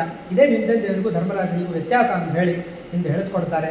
ಇದರಿಂದ ದ್ರೋಣಾಚಾರ್ಯರು ಅವರು ದುಃಖಿತರಾಗಿ ಏನು ಮಾಡಿಬಿಡ್ತಾರೆ, ಶಸ್ತ್ರತ್ಯಾಗವನ್ನು ಮಾಡಿಬಿಡ್ತಾರೆ. ಅಂದರೆ ಅವರು ಯುದ್ಧ ಮಾಡ್ಲಿಕ್ಕಂತ ಹೊರಡ್ತಾರೆ ಫುಲ್ ಕೋಪಗೊಂಡು. ಅವಾಗ ಭೀಮಸೇನ ದೇವರು ಬರ್ತಾರೆ. ಭೀಮಸೇನ ದೇವರು ಬಂದು ರಥದ ಕಂಬವನ್ನು ಹಿಡಿದುಕೊಂಡು, ದ್ರೋಣಾಚಾರ್ಯ ಏನು ಮಾಡ್ತಾ ಇದ್ದೆ, ಯಾರು ನೀವು, ಬ್ರಾಹ್ಮಣರು ನೀವು ಬ್ರಾಹ್ಮಣರಾಗಿ ಪರಧರ್ಮವನ್ನು ಆಶ್ರಯಿಸಿಕೊಂಡು ಯಾವುದೋ ಆ ದುರ್ಯೋಧನ ಸಲುವಾಗಿ ಇಷ್ಟೆಲ್ಲ ಒದ್ದಾಡ್ತಿದ್ದಾರೆ, ಬೇಕಾ ನಿಮಗೆ? ಹೋಗಿದೆ ಜಪತಪದ ಅನುಷ್ಠಾನ ಮಾಡ್ಕೊಂಡಿದ್ರೆ ಸಾಕಲ್ಲ, ನೀವು ಯಾಕೆ ಪರಧರ್ಮವನ್ನು ಆಶ್ರಯಿಸ್ಕೊಂಡಿರಿ ಅಂತ ಹೇಳಿ ಭೀಮಸೇನ ದೇವರು ಹೇಳಿದಾಗ ಅದೇ ರೀತಿಯಾಗಿ ಆಕಾಶ ಮಾರ್ಗದಲ್ಲಿ ದೇವತೆಗಳು ಮುನಿಗಳು ಎಲ್ಲರೂ ಕೂಡ ಅದೇ ರೀತಿಯಾಗಿ ದ್ರೋಣಾಚಾರ್ಯ ಹೇಳಿದಾಗ ದ್ರೋಣಾಚಾರ್ಯರು ಅಲ್ಲಿಂದಲೇ ಕೂತು ಎಲ್ಲ ಶಸ್ತ್ರಾಸ್ತ್ರಗಳನ್ನು ತ್ಯಾಗ ಮಾಡಿ ಅಲ್ಲಿಯವರೆಗೂ ಮಾಡಿರ್ತಕ್ಕಂತಹ ಎಲ್ಲ ಕರ್ಮಗಳನ್ನು ದೇವರಿಗೆ ಸಮರ್ಪಣೆಯನ್ನು ಮಾಡಿ ಯೋಗ ಮಾರ್ಗದಿಂದ ತಮ್ಮ ದೇಹವನ್ನು ಬಿಟ್ಟಿದ್ದಾರೆ. ಬಿಡ್ತಾ ಇರಲಿಕ್ಕೆ ಅವರಿನ್ನು ಹೋಗ್ತಾ ಇದ್ದಾರೆ, ಎಲ್ಲರೂ ನೋಡ್ತಾ ಇದ್ದಾರೆ. ಆ ಸಜ್ಜೀವ ಮೇಲೆ ಹೋಗ್ತಾ ಇರೋದು. ಅಷ್ಟರಲ್ಲೇ ಆ ದುಷ್ಟದ್ಯುಮ್ನ ಏನು ಮಾಡಿದ್ದಾನೆ, ಸೇನಾಧಿಪತಿ ಅವನು ಬಂದು ಏನು ಮಾಡಿದ, ಆ ದ್ರೋಣಾಚಾರ್ಯರ ರುಂಡವನ್ನು ಹಾರಿಸ್ಬಿಟ್ಟ. ಗುರುಗಳು ಎಲ್ಲರೂ ನೋಡ್ತಾ ಸುಮ್ಮನೆ ನಿಂತಿದ್ದಾರೆ, ಅವನು ಬಂದು ಹಾರಿಸ್ಬಿಟ್ಟ. ಅದನ್ನು ಹಾರಿಸಿದ್ದಕ್ಕೆ ಅಂತಃಕಲಹ ಪ್ರಾರಂಭವಾಗಿದೆ. ಅಂತಃಕಲಹ ಪಾಂಡವರಲ್ಲೇ ಪರಸ್ಪರವಾಗಿ ಯುದ್ಧ ಪ್ರಾರಂಭವಾಗಿದೆ. ಅವಾಗ ಕೃಷ್ಣ ಪರಮಾತ್ಮ ಬಂದು ಎಲ್ಲರನ್ನು ಏನಂತಂದರೆ ಸ್ವಲ್ಪ ಸಮಾಧಾನವನ್ನು ಮಾಡಿದ್ದಾನೆ. ಸಮಾಧಾನವನ್ನು ಮಾಡಿದ ಮೇಲೆ ಆಮೇಲೆ ಅಶ್ವತ್ಥಾಮಾಚಾರ್ಯರು ಕೋಪಗೊಂಡು ಪಾಂಡವರ ಮೇಲೆ ಏನು ಮಾಡಿದ್ದಾರೆ ಅಂತಂದರೆ ನಾರಾಯಣಾಸ್ತ್ರವನ್ನು ಪ್ರಯೋಗ ಮಾಡಿದ್ದಾರೆ. ಒಂದು 2 ನಿಮಿಷದಲ್ಲಿ ಮುಗಿಸ್ತೇನೆ. ಅಶ್ವತ್ಥಾಮಾಚಾರ್ಯರು ನಾರಾಯಣಾಸ್ತ್ರವನ್ನು ಪ್ರಯೋಗ ಮಾಡಿದ್ದಾರೆ. ನಾರಾಯಣಾಸ್ತ್ರಕ್ಕೆ ಪ್ರತ್ಯಸ್ತ್ರವಾಗಿರ್ತಕ್ಕಂಥದ್ದು ಜಗತ್ತಿನಲ್ಲಿ ಯಾವುದೂ ಇಲ್ಲ. ಧರ್ಮರಾಜ ಮುಗಿತಿನ್ನ ನಾವು ಅದಕ್ಕೆ ಬಾಗಲೇಬೇಕು, ಇನ್ನು ನಮಗೆ ಬೇರೆ ಗತಿ ಇಲ್ಲ ಅಂತ ಹೇಳಿ ಬೇರೆ ಎಲ್ಲ ಇದೆಲ್ಲ ಸಾತ್ವಿಕೆ ಮೊದಲಾಗಿರ್ತಕ್ಕಂಥ ಬೇರೆ ರಾಜರು ನೀವೆಲ್ಲರೂ ಹೋಗ್ಬಿಟ್ರಿ, ನಾವೇನು 5 ಜನ ಅಣ್ಣ ತಮ್ಮದು ನಮಗೆ ಗತಿ ಇಲ್ಲ, ಹಾಗಾಗಿ ನಾವು 5 ಜನ ಇದಕ್ಕೆ ಸೋತು ಬಿಡ್ತೀವಿ, ನೀವೆಲ್ಲ ನಿಮ್ಮ ರಾಜ್ಯಕ್ಕೆ ಹೋಗಿ ನೀವರ ಬದುಕೊಳ್ರಿ, ಒಳಗೆ ಹೋಗ್ರಿ ಅಂತ ಹೇಳಿ ಕಳಿಸ್ತಾನೆ. ಅವಾಗ ಕೃಷ್ಣ ಪರಮಾತ್ಮ ಹೇಳ್ತಾ ಇದ್ದಾನೆ, ಯಾಕೆ ಹಿಂಗೆ ಸರಿತೀರಿ, ಸರಿಬೇಡ್ರಿ, ಪ್ರತ್ಯಸ್ತ್ರ ನಿಲ್ಲದೇ ಇದ್ದರೂ ಕೂಡ ಅದನ್ನು ಅಡ್ಡಗಟ್ಟಬಹುದು. ಹೇಗೆ? ಅದಕ್ಕೆ ಭಕ್ತಿಯಿಂದ ನಮಸ್ಕಾರ ಮಾಡಿಬಿಡ್ರಿ, ಅದರಿಂದ ಏನು ಮಾಡೋದಿಲ್ಲ ಅಂತ ಹೇಳಿದಾಗ ಎಲ್ಲರೂ ಕೂಡ 4 ಜನ ನಮಸ್ಕಾರವನ್ನು ಮಾಡಿದ್ದಾರೆ. ಅವ್ರು ಯಾರಿಗೂ ಏನು ಮಾಡಿಲ್ಲ. ಭೀಮಸೇನ ದೇವರು ಹಾಗೆ ನಿಂತಿದ್ದಾರೆ. ಅದು ಬಂದು ಅವರ ತಲೆ ಮೇಲೆ ಬಿದ್ದಾಗ ಅಗ್ನಿಯಲ್ಲಿ ಅಗ್ನಿ ಹಾಕಿದರೆ ಅದೇನಾದರೂ ಸುಡುತ್ತಾ? ಸುಡೋದಿಲ್ಲ. ಯಾಕೆ ಸುಡೋದಿಲ್ಲ? ಭೀಮಸೇನ ದೇವರು ವಾಯುವಿನ ಅವತಾರ. ಆ ಅಸ್ತ್ರಕ್ಕೆ ಅಭಿಮಾನಿ ದೇವತೆ ವಾಯುದೇವರು. ಅದಕ್ಕೆ ಅಭಿಮನ್ಯರಾಗಿರ್ತಕ್ಕಂಥವರು, ಅದರಿಂದ ಪ್ರತಿಪಾದ್ಯರಾಗಿರ್ತಕ್ಕಂಥವರು ನಾರಾಯಣನಾಗಿದ್ದರೂ ಕೂಡ ಆ ಅಸ್ತ್ರದ ದೇವತೆ ವಾಯುದೇವರೇ ಆದದ್ದರಿಂದ ಅಗ್ನಿಯಲ್ಲಿ ಅಗ್ನಿ ಹಾಕಿದರೆ ಯಾವ ರೀತಿಯಾಗಿ ಸುಡೋದಿಲ್ಲ, ಆ ರೀತಿಯಾಗಿ ಸುಡಲಿಲ್ಲ. ಅದೇ ರೀತಿಯಾಗಿ ಅದು ಆ ಭೀಮಸೇನ ದೇವರ ರಥದಿಂದ ಸಹಿತವಾಗಿ ಅದೆಲ್ಲವೂ ಕೂಡ ಬೆಂಕಿಯಿಂದ ಸುಡ್ತಾ ಇದೆ. ಆದರೆ ಅರ್ಜುನ ಅಣ್ಣ ಎನ್ನುವಂಥ ಪ್ರೀತಿಯಿಂದ ವಾರಣಾಸ್ತ್ರವನ್ನು ಬಿಟ್ಟಿದ್ದಾರೆ. ವಾರಣಾಸ್ತ್ರ ಬಿಟ್ಟರೆ ಏನಾಯಿತು? ಸುತ್ತು ಅದ. ಒಳಗಿನ ಬೆಂಕಿ ಯಾರಪ್ಪ ಆರಿಸೋರು? ಹೊರಗಿಂದ ಬೆಂಕಿ ಬರಲ್ಲ, ಒಳಗಿರೋ ಬೆಂಕಿ ಏನು ಮಾಡ್ಬೋದು? ಏನು ಮಾಡಲಿಕ್ಕೆ ಸಾಧ್ಯ ಇಲ್ಲ. ಇಷ್ಟೆಲ್ಲ ಆದ ಮೇಲೆ ಯಾರು ಕೃಷ್ಣ ಪರಮಾತ್ಮ ಮತ್ತು ಅರ್ಜುನ ಇಬ್ಬರೂ ತಾವೇ ಅಗ್ನಿಯಲ್ಲಿ ಪ್ರವೇಶ ಮಾಡಿ ಆ ಭೀಮಸೇನ ದೇವರನ್ನು ಹೊರಗೆ ಕರ್ಕೊಂಡ್ಬಂದಿದ್ದಾರೆ. ಹೊರಗೆ ಕರ್ಕೊಂಡ್ಬಂದ ಮೇಲೆ ಅಸ್ತ್ರ ಶಾಂತಿಯಾಗಿದೆ. ಈ ಅರ್ಜುನ ಹೋದರೆ ಅರ್ಜುನ ಯಾಕೆ ಸುಡಲಿಲ್ಲ ಅಂತಂದರೆ, ಅರ್ಜುನ ಮೊದಲೇ ನಮಸ್ಕಾರ ಮಾಡಿದ್ರಿಂದ ಸುಡಲಿಲ್ಲ. ಆದರೆ ಭೀಮಸೇನ ದೇವರು ಹೇಳಿದರು, ನಾನು ನಮಸ್ಕಾರ ಮಾಡೋದಲ್ಲ, ನೀವು ಮಾಡಬೇಡ್ರಿ, ಆ ಧರ್ಮ ನೀವು ಮಾಡಬೇಡ್ರಿ ಅಂತ ಹೇಳಿದರು. ಯಾಕೆ ಆ ಧರ್ಮ? ದೇವರನ್ನು ಸದಾ ನಮಸ್ಕಾರ ಮಾಡಲೇಬೇಕು. ಇದು ನಾರಾಯಣಾಸ್ತ್ರ ದೇವರಿಗೆ ನಮಸ್ಕಾರ ಮಾಡಬೇಕು. ಆದರೆ ಈಗಿರೋ ಪ್ರಸಂಗ ಏನು?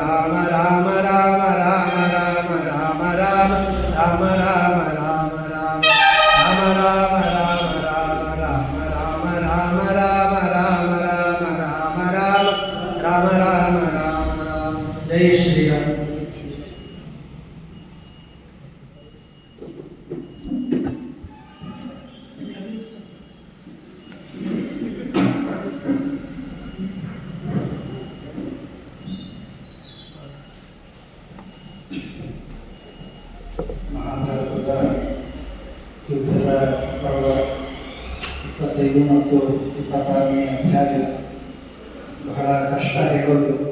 ಬರೀ ಯುದ್ಧಗಳೇ ಕಥೆಗಳಿರೋದಿಲ್ಲ, ಬರೀ ಬಾಣಗಳೇ ಇರ್ತಾವೆ. ಹಾಗಾಗಿ ಅಂತಹ ಕಷ್ಟವಾದಂತಹ 2 ಅಧ್ಯಾಯಗಳನ್ನು ಈ 3 ದಿವಸಗಳಲ್ಲಿ ವಿಶೇಷವಾಗಿ ನಮ್ಮ ಭಾರತೀಯ ರಮಣಾಚಾರ್ಯ ಮುಕುಂದಿ ಇವರು ಹೈದರಾಬಾದಿನ ಸತ್ಯಪ್ರಮೋದ ವಿದ್ಯಾಪೀಠದಲ್ಲಿ ಅಧ್ಯಯನವನ್ನು ಮಾಡಿದಂಥವರು. ಪಂಡಿತರಾದ ಮಹಾಸ್ವಾಮಿಯವರ ಮೊದಲ ಗುಂಪಿನ ಶಿಷ್ಯರಾದಂತಹ ಜಯತೀರ್ಥಾಚಾರ್ಯ ಪಗಡಾಲ್. ಆ ಜಯತೀರ್ಥಾಚಾರ್ಯ ಪಗಡಾಲ್ ಅವರು ಹೈದರಾಬಾದಿನಲ್ಲಿ ವಿಶೇಷವಾಗಿ ಒಂದು ಕಾಚಿಗೂಡ ಮಠದಲ್ಲಿ ಲಿಂಗಂಪಲ್ಲಿ ಅಂತ ಕರೀತಾರೆ, ಅಲ್ಲಿ ಸತ್ಯಪ್ರಮೋದ ವಿದ್ಯಾಪೀಠವನ್ನು ಸ್ಥಾಪನೆಯನ್ನು ಮಾಡಿ ಅಲ್ಲಿ ಅನೇಕ ಜನ ವಿದ್ಯಾರ್ಥಿಗಳಿಗೆ ಪಾಠವನ್ನು ಹೇಳುವಂಥವರು. ಅವರ ಗರಡಿಯಲ್ಲಿ ತಯಾರಾದಂತಹ ನಮ್ಮ ಭಾರತೀಯ ರಮಣಾಚಾರ್ಯರು ಕೇವಲ ವಿದ್ಯೆಯನ್ನು ಅಷ್ಟೇ ಕಲ್ತ್ಕೊಂಡವರಲ್ಲ, ಆ ಜಯತೀರ್ಥಾಚಾರ್ಯರಲ್ಲಿ ಏನು ಗುರುಭಕ್ತಿ ಎಂಬುದು ಇದೆ, ಜಯತೀರ್ಥಾಚಾರ್ಯರಲ್ಲಿ ಇರುವಂತಹ ಗುರುಭಕ್ತಿಯನ್ನು ಕೂಡ ಇವರು ಅದನ್ನೇ ಅವರು ತಮ್ಮ ಜೀವನದಲ್ಲಿ ಅಳವಡಿಸಿಕೊಂಡಂಥವರು. ನಾವು ಸಂಚಾರದಲ್ಲಿ ನೋಡ್ತಾ ಇದ್ವಿ, ಸ್ವಾಮಿಗಳವರು ಮಲ್ಕೊಂಡ ಮೇಲೆ ಮಲ್ಕೊಳ್ಳೋದು. ಸುಮಧ್ವೀಜದಲ್ಲಿ ನಾವು ಕೇಳ್ತೇವಲ್ಲ, ಶ್ರೀಮದ್ ಆಚಾರ್ಯರು ಮಲ್ಕೊಂಡ ಮೇಲೆ ಎಲ್ಲ ಶಿಷ್ಯರು ಮಲ್ಕೊತಾ ಇದ್ರು, ಅವ್ರು ಹೇಳಕ್ಕಿಂತ ಮುಂಚೆ ಎಲ್ಲರೂ ಹೇಳ್ತಾ ಇದ್ರು ಅಂತ. ಹಾಗೆ ಸ್ವಾಮಿಗಳವರ ಹತ್ತಿರದಲ್ಲೇ ಮಲ್ಕೊಳ್ಬೇಕು. ಸ್ವಾಮಿಗಳವರಿಗೆ ಹಾಸಿಗೆಯನ್ನು ಹಾಸಿ ಅವರು ಮಲ್ಕೊಂಡ ಮೇಲೆ ಅವರಿಗೆ ಪಾದಸೇವೆಯನ್ನು ಮಾಡಿ ಅಲ್ಲೇ ಸ್ವಾಮಿಗಳ ಹತ್ರನೇ ಮಲ್ಕೊಳ್ಬೇಕು. ಮಲ್ಕೊಂಡ ಮೇಲೆ ಸ್ವಾಮಿಗಳು ಹೇಳಕ್ಕಿಂತ ಮುಂಚೆ ಎದ್ದು ಅವರ ಶೌಚಕ್ಕೆ ಏನೇನು ಬೇಕೋ ಎಲ್ಲವನ್ನು ಕೂಡ ತಯಾರು ಮಾಡಬೇಕು. ಈ ರೀತಿಯಾಗಿ ವಿಶೇಷವಾಗಿ ಗುರುಗಳಲ್ಲಿ ಭಕ್ತಿಯನ್ನ ಮಾಡುವಂಥವರು. ಆ ಗುರುಭಕ್ತಿಯಿಂದಲೇ ವಿಶೇಷವಾದಂತಹ ಅಧ್ಯಯನವನ್ನ ಅವರು ಮಾಡ್ತಾ ಇದ್ದಾರೆ. ಇನ್ನ ಕೆಲವೇ ತಿಂಗಳುಗಳಲ್ಲಿ, ಕೆಲವೇ ದಿವಸಗಳಲ್ಲಿ ಸಮಗ್ರವಾದಂತಹ ಶ್ರೀಮದ್ ನ್ಯಾಯಸುಧೆಯ ಪರೀಕ್ಷೆಯನ್ನು ಕೂಡ ಅವರು ಕೊಡಲಿದ್ದಾರೆ. ಹಾಗಾಗಿ ಗುರುಭಕ್ತಿ ನಮ್ಮಲ್ಲಿ ಎಷ್ಟು ಜಾಗೃತವಾಗಿರುತ್ತೆ ಅಷ್ಟು ನಮ್ಮಿಂದ ಸಾಧನೆಗಳು ಆಗತ್ತೆ ಅನ್ನೋದಕ್ಕೆ ನಮ್ಮ ಭಾರತೀಯ ರಮಣಾಚಾರ್ಯರೇ ಅದಕ್ಕೆ ದೊಡ್ಡದಾದಂತಹ ನಿದರ್ಶನ. ಅವರಿಗೆ ನಾನು ಯಾವಾಗಲೂ ಹೇಳಿದ್ದೆ ಉಪನ್ಯಾಸಕ್ಕೆ ಬನ್ನಿರಿ ಅಂತ, ಆಗ ಅವರಿಗೆ ಟೈಮ್ ಇರಲಿಲ್ಲ. ಮೊನ್ನೆ 2 ದಿವಸದ ಕೆಳಗೆ ನಾನು ಫೋನನ್ನು ಮಾಡಿದೆ ನಮ್ಮ ಸುಮೇಧಾಚಾರ್ಯರು. ನಾವು ಫೋನ್ ಮಾಡಿದ್ರೆ ಏನಿದೆ ಅನ್ನೋದು ಹೇಳೋದಿಲ್ಲ, ಸ್ನೇಹಿತರು ಫೋನ್ ಮಾಡೋದು ತೊಂದರೆ ಆಗಿದೆ ಇದೆ ಅಂತ ಡೈರೆಕ್ಟಾಗಿ ಹೇಳ್ತಾರೆ ಅಂತ ಹೇಳಿ ಸುಮೇಧಾಚಾರ್ಯರಿಂದ ನಾನು ಫೋನ್ ಮಾಡಿಸಿದ ಕೂಡಲೇ ಇಲ್ಲ ಅವಶ್ಯವಾಗಿ ಬರ್ತೀನಿ ಅಂತ ಪಾಪ ಅವರು ಒಪ್ಪಿಕೊಂಡು ಬಹಳ ದೂರದಿಂದ ಬೆಂಗಳೂರಿನಿಂದ ಬಂದಿದ್ದಾರೆ. ಇರುವಂಥದ್ದೇ ದೊಡ್ಡ ಕೆಲಸ ಯಾವುದು ಅಂದರೆ ಅಧ್ಯಯನ, ಚಿಂತನೆ, ಅದೆಲ್ಲವನ್ನು ಕೂಡ ಬಿಟ್ಟು ಇದು ಗುರುಗಳ ಸೇವೆ ಎಂಬುದಾಗಿ ಅವರು ವಿಶೇಷವಾಗಿ ಇಲ್ಲಿಗೆ ಬಂದಿದ್ದಾರೆ. ಅವರಿಗೆ ಅನೇಕ ನಾನು ಸಂಘದ ಪರವಾಗಿ ಮತ್ತು ನನ್ನ ವೈಯಕ್ತಿಕವಾಗಿ ಅನೇಕ ನಮಸ್ಕಾರಗಳನ್ನು ನಮ್ಮ ಭಾರತೀಯ ರಮಣಾಚಾರ್ಯರಿಗೆ ನಾನು ಸಮರ್ಪಣೆಯನ್ನು ಮಾಡ್ತಾ ಇದ್ದೇನೆ. ಅವರಿಗೆ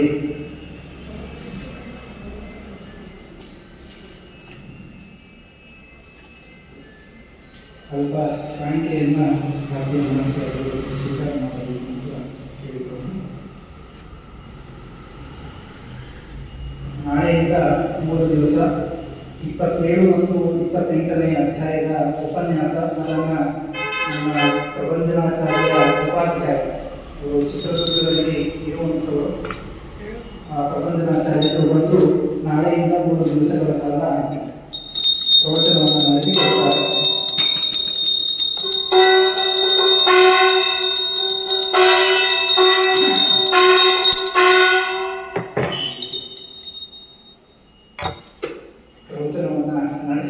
ನೀವೆಲ್ಲರೂ ಕೂಡ ವಿಶೇಷವಾಗಿ ಪ್ರವಚನಕ್ಕೆ ಬರಬೇಕು ಅಂತ